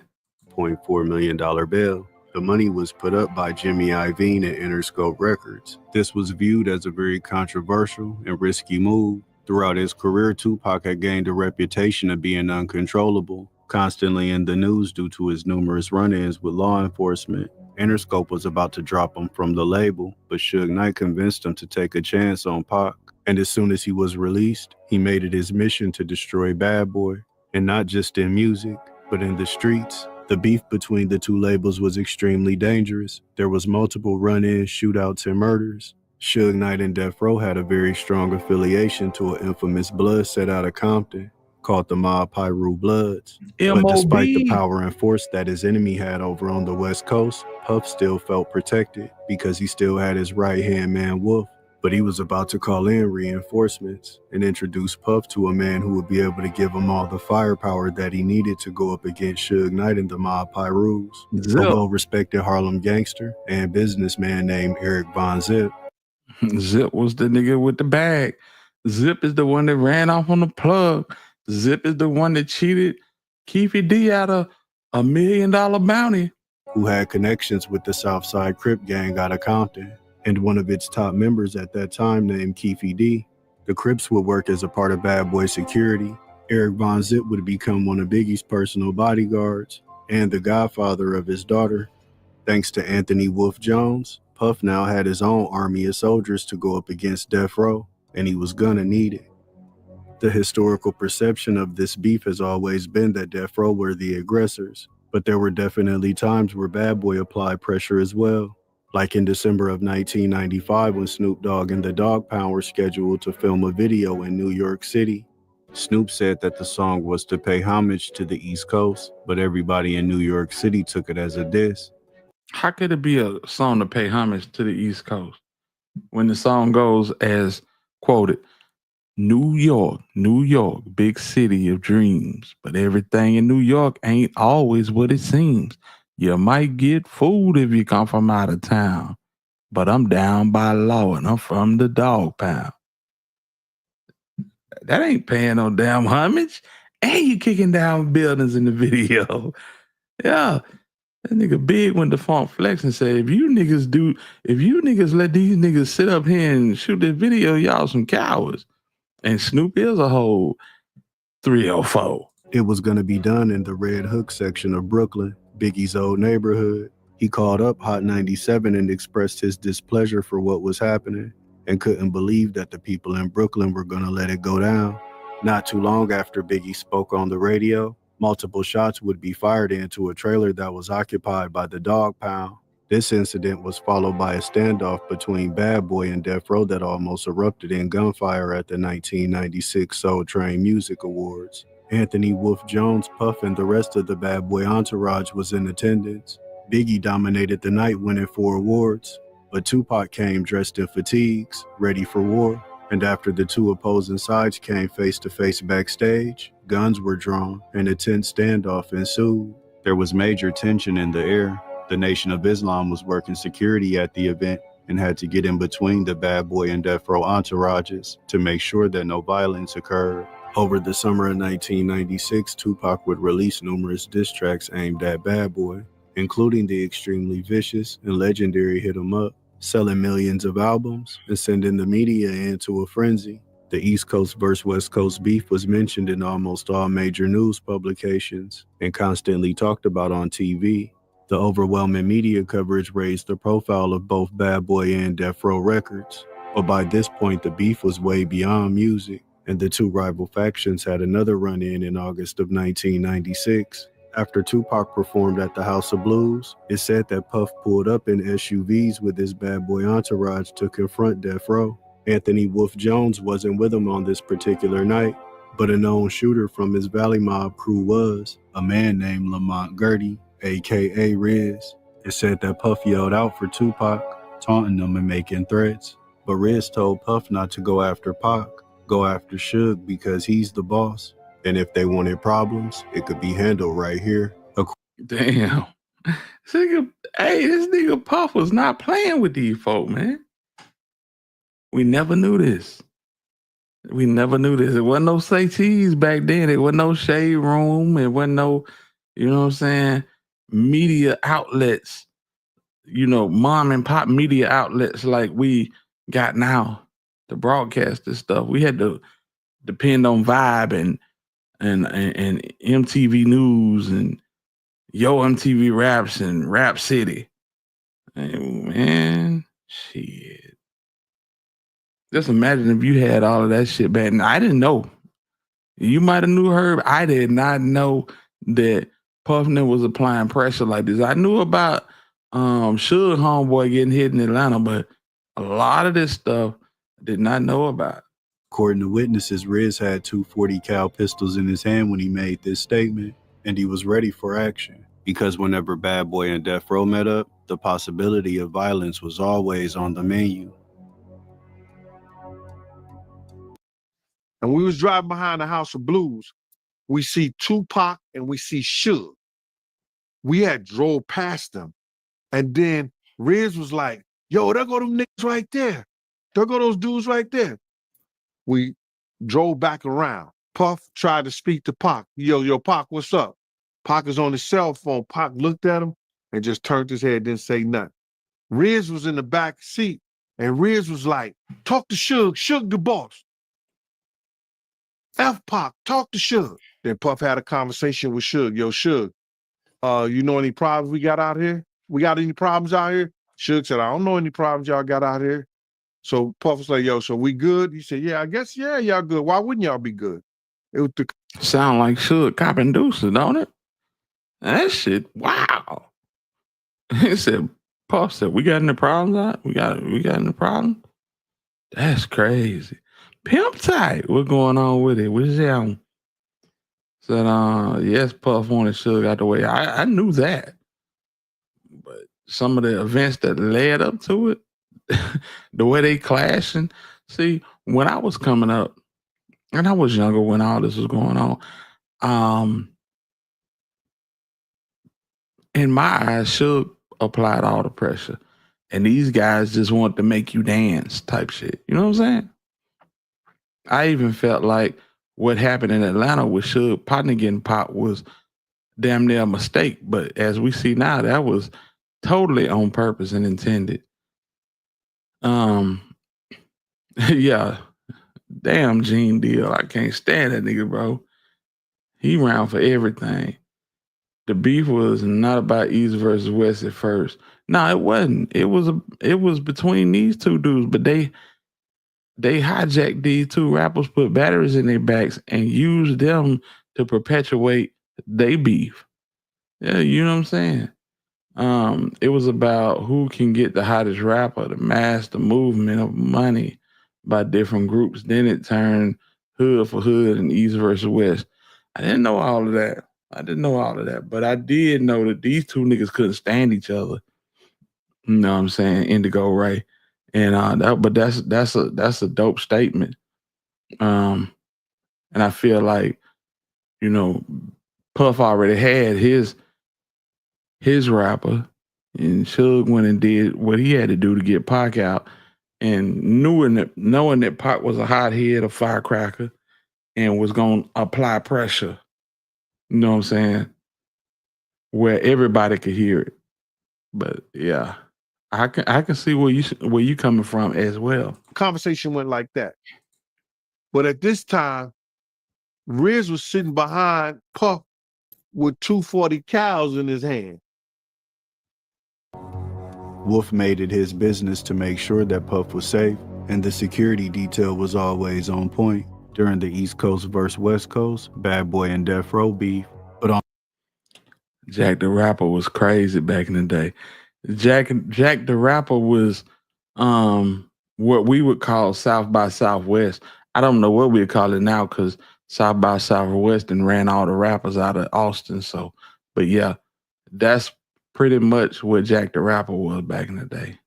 On the night of September 7th, 1996 in Las Vegas, Nevada, a series of events would unfold that would change hip-hop history forever. Suge Knight, Tupac, and the rest of their Death Row entourage were attending a championship fight between Bruce Seldon and Tupac's close friend Mike Tyson. The fight would end in less than 2 minutes after a Mike Tyson knockout. Camera footage was showing amped up Tupac walking through the MGM Grand Lobby on a mission. He had sight on an op, a man named Orlando Anderson, a Southside Crip, and the nephew of Keefy D, the man that Puff hired for additional security at Bad Boy using the Southside Crips. Coachella, Coachella not really like either one of them events. Coachella is like a festival. And Jack the Rapper was like a networking event. And, you know, up and coming artists and artists that didn't made it and whatever, they would perform and trade secrets and ideas and have workshops and that type shit. Same thing South by Southwest. You know what I'm saying? Tupac and the rest of the Death Row entourage would viciously assault Orlando Anderson, but this decision would prove to have fatal consequences. According to Keefy D, Orlando came and told him what happened, and now they wanted revenge. And just so happened the man that put Puff in touch with the Southside Crips happened to be in Las Vegas that night too, Eric Von Zip. According to Keefy D, he went to go meet him to get a gun, and it was with the intentions of killing Tupac. And as they were leaving the MGM Grand, driving down the Las Vegas Strip, their vehicle was ambushed at the Keefy D, the man that Puff hired for additional security at Bad Boy using the Southside Crips. Tupac and the rest of the Death Row entourage would viciously assault Orlando Anderson, but this decision would prove to have fatal consequences. According to Keefy D, Orlando came and told him what happened, and now they wanted revenge. And just so happened the man that put Puff in touch with the Southside Crips happened to be in Las Vegas that night too, Eric Von Zip. According to Keefe D. Crazy part about it, ain't nobody alive on this graphic but Keefe D. That's crazy.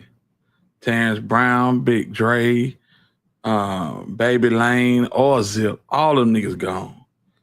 Wow. Hit the like button, family. Y'all rock out with me. He went to go meet him to get a gun, and it was with the intentions of killing Tupac. And as they were leaving the MGM Grand, driving down the Las Vegas Strip, their vehicle was ambushed at the intersection of Flamingo Road and All Eyes on Me was the most garbage documentary ever. Oval Lane.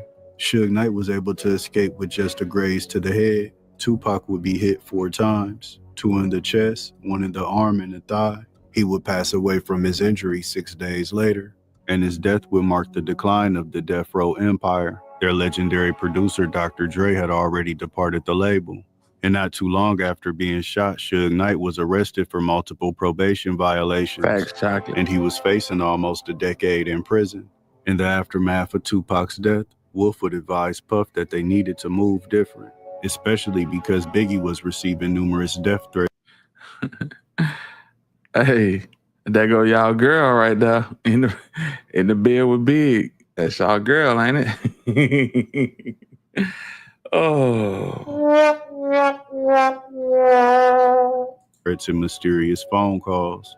Wolf was one of the few people that Puff would actually listen to, and he definitely had his ear when it came to street business and security.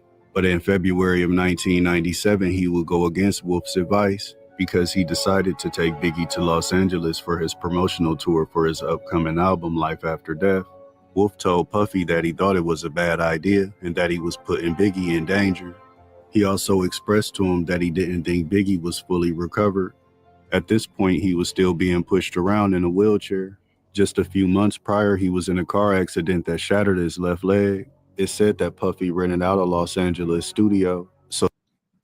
So Big, biggest artist on the East Coast, in the car with a 16-year-old named Lil C's. And Lil C's crashed the whip.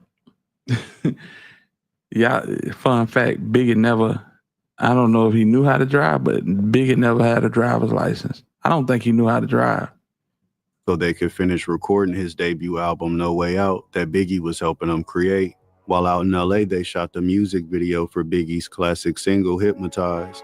They also promoted songs off the album like Going Back to Cali and Long Kiss Goodnight, which some people felt were shots at Tupac. But on March 8th, 1997, Wolf's premonitions about Biggie being in danger would come true, because after attending the Soul Train Music Awards after party hosted by Vibe Magazine and Quincy Jones, Biggie was shot 4 times in a drive-by shooting at the intersection of Fairfax Avenue and Wilshire Boulevard.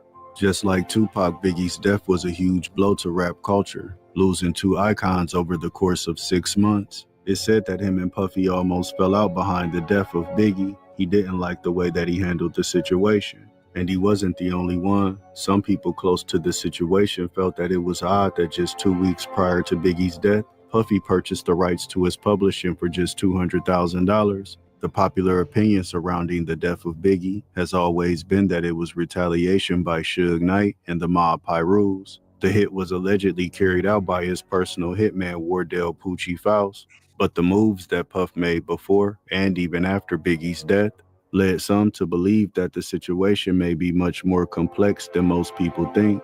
It said before his death, Biggie was already telling Wolf that he was gonna leave Bad Boy. He didn't like the way that he was getting paid by Puff and thought he was being shorted. People close to the situation also claimed that Puffy didn't like the fact that Biggie was cutting deals on the side, making plans to start his own record label with There it is, with Lance his on business partner Lance Rivera. There you go. There you go. You know what type of lame ass nigga you gotta be to be mad at a man because a man done found out that you done did him dirty, and so he formulated a plan to get his money back. And because he formulated a plan to get his money back, you tight enough to want to eliminate him, which I absolutely believe he had a hand in.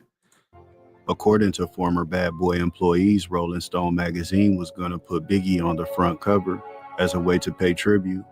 But they said that Puffy stepped in and disagreed with this, saying that it wasn't no reason to put a dead man on the cover, and he was the artist with the rising career. Ain't no need to put a dead man on the cover. Boy, that nigga, that is cold-blooded. God damn! Would be the one to carry Bad Boy into the new millennium. But he didn't trust him as much as the way Sean says they were best friends after he was dead. No, I didn't see that during the time we were working with him. I think there might have been a little bit of a hole or a gap when it came time to people being friends. Sean wanted friendship too. He might have wanted the best friend thing. Biggie came with his friends and came with everything and was about to open up to the world with all kinds of new friends and new. I sure wish Cypress was up. His buddy Kurt Burrows is on the damn screen and he sleep. God damn. Somebody hit Cypress and tell him to wake up. People. Despite the issues they were having in the aftermath of Biggie's death, Wolf stayed loyal to Puff, watching his Bad Boy Records continue to rise, becoming one of the most dominant record labels in the late 90s, with multiple artists having hit singles, selling. Hey, those my girls right there, Total. Man, I used to love Total, man. Especially the lead singer. I said, boy, I just love that hairdo, the little short. I don't even know what you call it. Shout out to Total. Those my girls. Millions of albums and turning Bad Boy into a superpower in the industry. But Puff was becoming more than just a music executive with an ear for hit records. He was also becoming an entrepreneur, launching his highly successful clothing brand, Sean John, holding exclusive fashion shows all over the world. In late 1997, he would open up his first Justin's restaurant in New York City, named after his youngest son. The following multiple artists having hit singles, selling millions of albums and turning Bad Boy into a superpower in the industry. But Puff was becoming more than just a music executive with an ear for hit records. He was also becoming an entrepreneur, launching his highly successful clothing brand, Sean John, holding exclusive fashion shows all over the world. In late 1997, he would open up his first Justin's restaurant in. Can I get that pardon? If you would give me that pardon, I would absolutely take that. New York City, named after his youngest son. The following year, he opened up another branch in Atlanta. He sent Wolf to go help oversee it and to work as head of security. He began to spend a lot of time in Atlanta, more time than he was in New York City, meeting new people and making connections. He was introduced to a man named Terry Flannery, aka Southwest T, a leader of BMF, the Black Mafia family, one of the top drug organizations in the United States. He became fast friends with Southwest T, and through him he would get cool with his brother Big Meech. As he had done so many times before, Wolf would give Puff another connection, but this one was to the streets. He's the reason that Puff will go on to have a very close relationship with Big Meech and BMF, taking trips all over the world, throwing extravagant parties with an unlimited budget. It's said that Wolf and Southwest T had more of a connection because they were both more low-key, preferring to be in the shadows and not in the spotlight. The complete opposite of Puffy and Big Meech, who absolutely loved the attention. It's even been alleged that one of Puff's top security guards, Paul P.J. Buford, became the right-hand man for Southwest T and oversaw his California cocaine distribution, as well as his first cousin, Daryl Papa Taylor, becoming one of the top drug runners for the BMF organization. So this boy been in it for a minute. Listen, let me give a special shout out to So Lovely. Appreciate the cash out. Man, So Lovely. Yeah, I got the best supporters in the world, fam. For real. I gotta clap it up for y'all, but salute to So Lovely, man. For real. My bad, y'all. I gotta clap it up for y'all, man. Y'all are the best supporters in the world, man. I appreciate the hell out of y'all, man. That's real talk. Without y'all, we couldn't do this, man. And I appreciate the hell out of it, man. So lovely. You already know what it is. Puff was one of the most well-connected people in the music industry, but thanks to Wolf, he was connected in the streets. But trying to play both sides of the fence as a music mogul and as a gangster would backfire on Puff because he had an ongoing beef with a Brooklyn shooter and gangster by the name of Matthew Scar Allen, and it's been alleged that they put hits out on one another due to their issues. So whenever they seen each other, it was on sight, and that's exactly what happened on December 27th of 1999.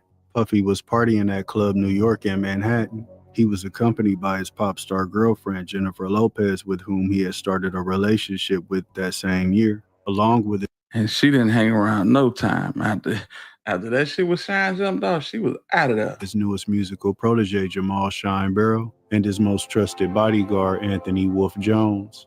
The entourage ended up crossing paths with Matthew Scar Allen, who was also in attendance. Disrespectful words were exchanged, and Scar threw a bankroll of money in Puffy's face. This caused a fight that resulted in multiple shots being fired. 3 bystanders ended up being shot behind the melee, including a woman named Natanya Rubin, who was shot in the face. Is she gonna testify? Is she one of the people that's gonna testify? You know what I'm saying? Because she stayed, she was been adamant from the jump to say Puffy was the one that hit her. She left because she witnessed so she tore ass. She tore ass getting up out of there. Who stated that she vividly remembers watching Puffy pull out a black gun and shoot it inside the club. Other witnesses identified his protege Jamal Shine Barrow as the shooter. Wolf was the driver as they tried to make their escape, taking the police on a high-speed chase through Manhattan before being arrested. All 4 people would be charged with weapons possession and bribery, including Jennifer Lopez, but her charges would be quickly dropped and she would be released. The star power of Puffy and Jennifer Lopez, along with the violent nature of the incident, made it front-page news all across America. That fall, Puffy hit the papers again, this time because of his romance with actress Jennifer Lopez. The media couldn't get enough of the glittering pair.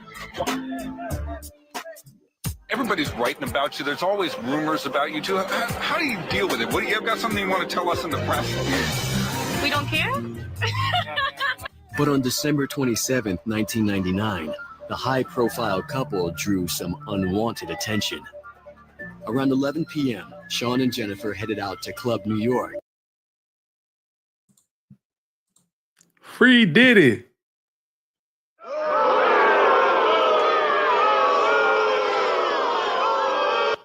Ain't no party like a Diddy party. Superfly Kicks, what it do, bruh? My dog. In Manhattan for a night of partying. Their entourage included newly signed rapper Jamal Shine Barrow and Puffy's bodyguard, Anthony Wolf Jones. According to court documents, Combs traded insults inside the club with a man named Scar. The man allegedly threw money in Puffy's face. Suddenly, a fight broke out and gunshots were fired. Due to Puffy's status in the music industry and his relationship with Jennifer Lopez, the case was extremely high profile. Wolf was facing life in prison because he was a 2-time felon due to the attempted murder charges that he got back in the early 90s. So if he was Superfly hit that button 3 times. Shit. convicted on these charges, it could put him away forever. Puff was too powerful and way too connected to be the one to go down for these charges. He was bringing in millions of dollars to the parent company of his record label. He was much too valuable to lose, so that only left one option. His newest artist and potential star, Jamal Shine Barrow, would be the one that had to be sacrificed. It said that leading up to the trial, Puffy refused to have any contact or communication with Shine. He also refused to help him pay for his legal defense. That's why when Shine shot the music video for his most popular single, Bad Boys, Puff was nowhere to be found. But Wolf was front and center next to Shine. He didn't agree with the way that Puffy was handling Shine's situation, and it caused friction between the two. Despite having an album that debuted at number 2 on the Billboard charts, Shine was ultimately convicted of assault and reckless endangerment. He was sentenced to 10 years in prison. Plus side baddie, what it do? Salute to you. Man, yeah, still. Come on now. Wolf and Puffy would be acquitted on all charges, but while Shine was serving his decade-long prison sentence, he Yes, this nigga hung Shine out to dry. How you got one of the biggest songs that was out of the time? Who be them niggas making those in the streets? Bad boy. They had to use a damn clip of Puff saying this shit. Shine absolutely got threw under the bus. They hung him out to dry. That's crazy. A public defender is crazy. On everything, Diddy case looking weak. That boy coming home. I don't know about that. We gonna see. Released an album called Godfather Buried Alive, where he took shots at his former CEO, but he showed respect to Wolf for sticking by him by giving him an executive producer credit. Puff would rename himself P. Diddy, getting away from anything tied to the streets, trying to present a more clean-cut image. After the trial, Wolf started to look at P. Diddy different. He started to get the feeling that it was time for him to move on from Bad Boy and do his own thing. When Jennifer Lopez threw a birthday party for P. Diddy down in Miami at Club 312, Wolf was in attendance as well. And he met a man named Mike Sally, the brother of former NBA player John Sally. They started to talk about the possibilities of going into business together and buying the establishment. This made Wolf feel like it was time for him to cash out on his initial investment that he made in Bad Boy back in the day with his friends. The other two were locked up doing life, but he had been taking care of their families throughout the years. Wolf informed P. Diddy of his intentions of going into business for himself down in Miami with Mike Sally and asked for the $300,000 back that he had initially invested, but it said that Puff would stall him on his cash, always having a reason that he couldn't pay. This would cause What $300,000? cause his business deal to fall through and added to the already growing resentment that he had towards P. Diddy. The animosity between the two came to a head in late 2002 when Wolf came to the Bad Boy offices and once again confronted Diddy about his money. But this time he was much more aggressive. He wasn't taking no for an answer. According to Gene Dill, who was also one of P. Diddy's bodyguards during that time, he witnessed the entire argument. Things got extremely heated between them, and I bet he did witness the argument. This nigga see everything. Almost turned physical. He stated that he heard Puff tell Wolf he no longer needed his protection in the streets because he had Big Meech and BMF. They were connected all over, and Meech told Diddy that he was good anywhere that he went. That promise from Meech made him feel like he no longer needed Wolf, like he was disposable. Wolf told Diddy that BMF did know how to get to the money, but when it came to handling business in the streets, they weren't really like that.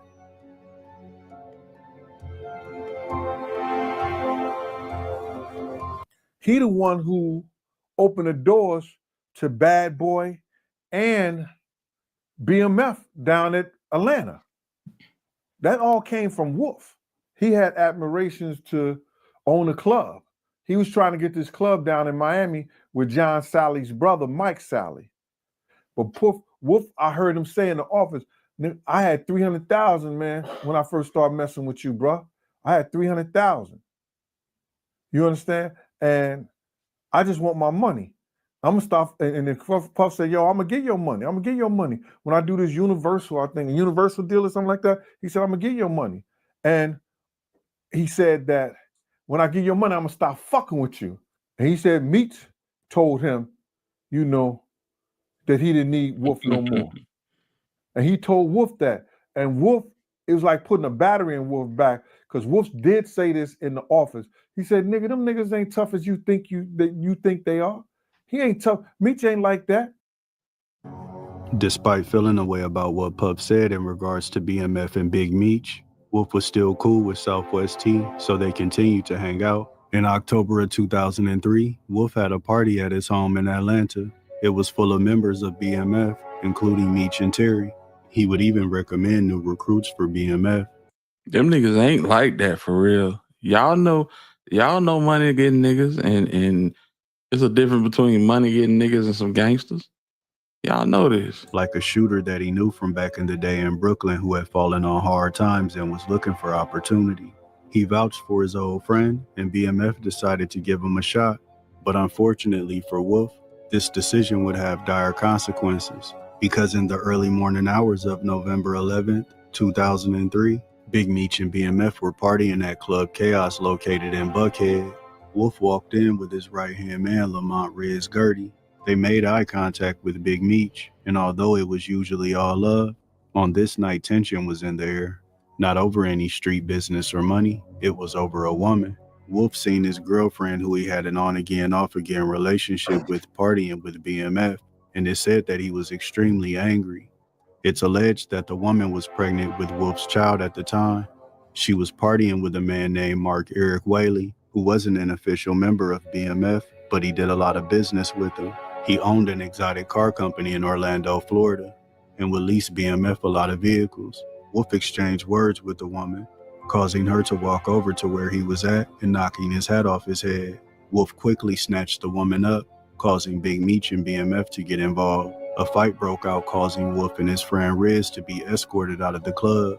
They then waited outside for a while until Big Meech and another BMF member named Bull was walking to their vehicle in the parking lot. Wolf and Riz were leaning on Meech's SUV as a show of disrespect. Words were exchanged and gunfire erupted. It said that Wolf and Riz were the aggressors, letting off shots as Meech and Bull tried to retreat back inside the club. That's how Meech ended up with a gunshot wound to the back of the leg, because he was trying to run away. When the smoke cleared, Wolf and Riz were still in the parking lot with their guns drawn. Even though they were on high alert, they seen a man approaching them who they both knew very well. It was the Brooklyn shooter that Wolf had put down with BMF. Due to their past, they were under the impression that he was neutral in the situation and just slightly relaxed their weapons. But that was a grave mistake, because the man that they thought was their ally, the Brooklyn shooter, was now gunning for them. He wanted to prove himself to Big Meech and BMF, so he gunned down his old friends, Wolf and Riz. Damn. Both men were hit multiple times and died on scene, their lives coming to an end inside of an Atlanta club parking lot. Big Meech knew that he was wanted for murder and decided to go on the run, even if he believed that he was really innocent. So we're in Club Chaos. They greet each other with love, as always. Wolf sees his ex-girlfriend, but she's not with Meech. You know, she's standing on the back wall. Wolf reaches past Meech and mushes her, and Meech was like, nah, that's not going down. Whatever y'all got going on, you can handle that privately with her. But if she's standing here with me, I can't have you disrespect her like that. And apparently this night in the club, BMF was there, Wolf was there, and an argument happened over a girl that I guess Wolf was dating and was hanging out with Big Meech and them. And she was hanging out with another guy that was just hanging out in the crew. But his name was Eric Mark Whaley. His name was Swift. He shows up in the club and he has an argument with the BMF guys. I guess tries to drag the girl out and whatever. He gets kicked out. Right. And I'd heard that Big Meech and them were trying to like calm him down. Like, Yeah, they were. Like, They it's were. not that Yeah, serious. Yeah, be like, cool, chill. man. Yeah, there's too many women around here. All these women, man, pick one. I represent Demetrius Flannery in the double murder case outside of Club Chaos. This wasn't a little case. I mean, this was all over the news. And one thing became clear to us. Drew Finland. Hey, Drew Finland been working for a minute. Bulldog lawyer. Y'all think you're gonna be able to get Dirk off? Shit, this the battle of his life right here. Yeah. They coming for Dirk like they coming for Diddy. Like, for real. And that is Demetrius was 100% innocent. Due to his connections with P. Diddy as his former bodyguard, his death would be reported on multiple news platforms. Big Meech and BMF member Bull would both be arrested for 2 counts of first-degree murder. Fulton County prosecutors believed that they were the ones that pulled the trigger that killed Wolf and Riz, but ultimately the charges would be dropped due to lack of evidence. Beating the 2 murder charges added to the already untouchable mystique of BMF. At this point, they were legendary in Atlanta and put billboards all over the city that read "The world is BMF" to make sure that the message was clear. But even though Meech was acquitted on murder charges for the death of Wolf and Riz, it was still proved to be a devastating blow for the BMF organization. The high-profile nature of Wolf's murder only intensified the attention that they were already getting from law enforcement. It's said that the deaths of Wolf and Riz, along with the double murder case that NFL star Ray Lewis was a part of where 2 men lost their lives, played a major part in city officials enacting a 2:30 curfew for bars and clubs. The feds were all over BMF, and it looked like their unstoppable empire was about to fall. And that's exactly what happened in October of 2005. Southwest T was arrested at his suburban St. Louis home, followed by Big Meech being arrested at his estate right outside of Dallas. They were hit with federal RICO charges, and in 2008, both brothers would be sentenced to 30 years in federal prison. Former Bad Boy head of security who turned into a major player within BMF, Paul Buford, would go on the run after the RICO charges came down. There were numerous BMF members who turned informant, including P. Diddy's first cousin, Daryl Papa Taylor. Allegedly, P. Diddy was questioned about his ties to BMF and potential money laundering, but ultimately no charges were ever brought against the music mogul. Although throughout the years, many people would speculate that P. Diddy had become a federal informant himself. Damn. But according to Big Meech, he didn't think that was possible because he never mixed up his drug empire and his industry friends. It was always just about having a good time and partying.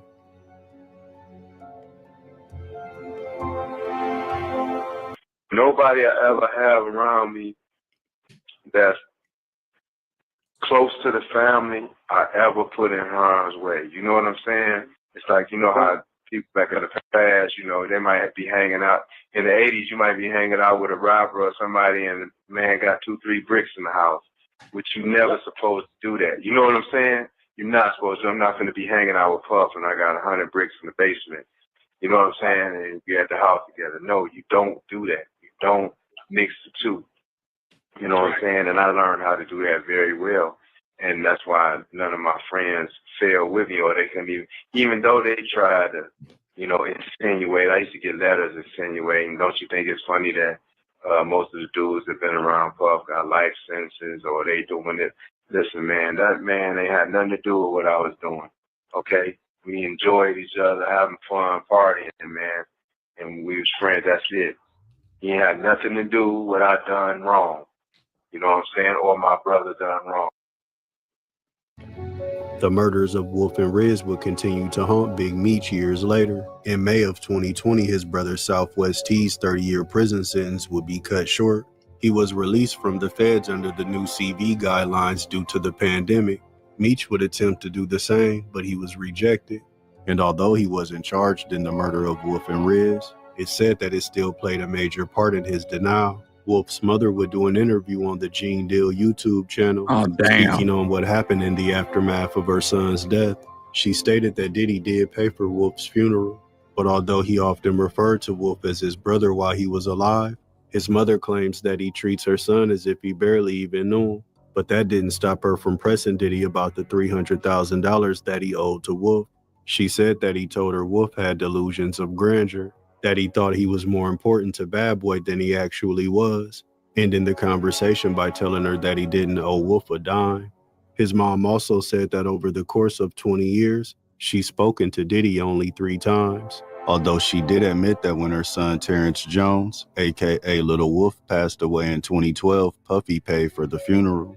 But she also felt that this didn't compare to everything that Wolf had done for him throughout the years. It made her feel like P. Diddy used her son, and when he no longer needed Wolf, he discarded him and their friendship. Other people that Wolf had friendships with would continue to keep his memory alive, from his former Valley Mob crew to former Bad Boy artists Shine and Mace, who would constantly shout him out in songs. Even NBA legend Allen Iverson would speak on his friendship with Wolf. And during his 2016 Basketball Hall of Fame induction speech, he spoke about the people that made a positive impact on his life and helped him get to where he was. And Wolf was one of those people.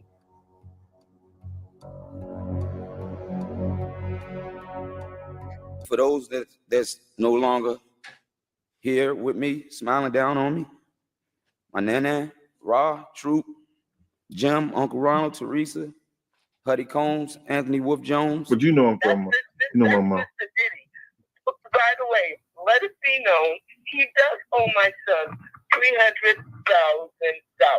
because he's always saying, do that, I give you the money back, do this, he didn't like to pay. Only person that could handle Puff with his bullshit was Wolf and Heavy D. But he wouldn't listen to Wolf about certain shit. But when it came to security and stuff like that and things in the street, he listened to Wolf. He listened to Anthony because I got news for you. Everybody calls him Wolf, but I call him by their regular name. But Wolf, he is the one that kept Puff alive. People didn't like him. Right. They did not like him. And the only reason was because of Anthony that his butt is alive today.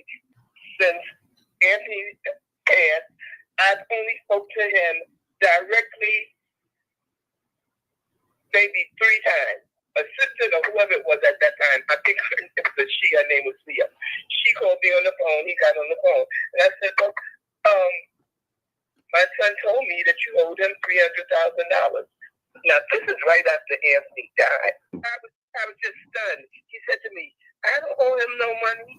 He must have been suffering from delusions of grandeur. I don't owe him no money. And I was like, my eyes were wide, my mouth was open. And the only other time he called me that I can remember, he likes to pay for funerals. Does everybody know that? Yeah. As soon as he heard Anthony died, he was in Europe. Shine told him that Terrence died, and he said, I'm sorry to hear about that. And he's good for telling you, I got you got you a son, you're going to always have you a son. That's the story he said about Anthony. That's the same thing he said about Terrence. Wolf had 5 children, and everybody that knew him spoke about how much being a dad meant to him.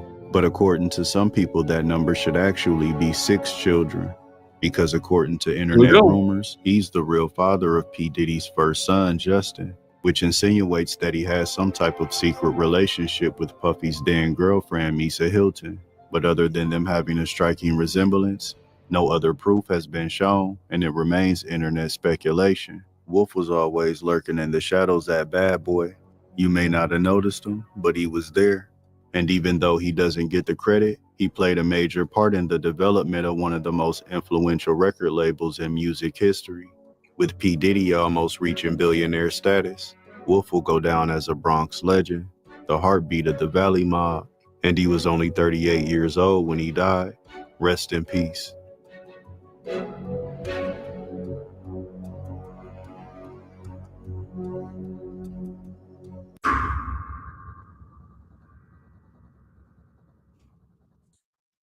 That is game. So I wanted to cover Anthony Wolf Jones, but in covering Anthony Wolf Jones, it shows just how bad of a snake that Puff actually was. This dude funded Bad Boy from the very beginning and went through all the wars with him, died on the battlefield, and this man still wouldn't get his man his bread. Wouldn't even pay it to his mom. That's crazy work. Will he be convicted? Superfly Kid say he coming home. I don't think they're gonna convict him on all charges, but I don't think he's just gonna absolutely escape. I don't think he's gonna absolutely escape. I don't think it's possible. He got too much going on. You know what I'm saying? Pimp Tight say 5 years. He's standing on it. You know what I'm saying? He backdoored before we knew about the backdoor. That's a fact. That's a fact. Yeah, that nigga he was a terrible human being. I ain't gonna lie. He was a terrible human being. And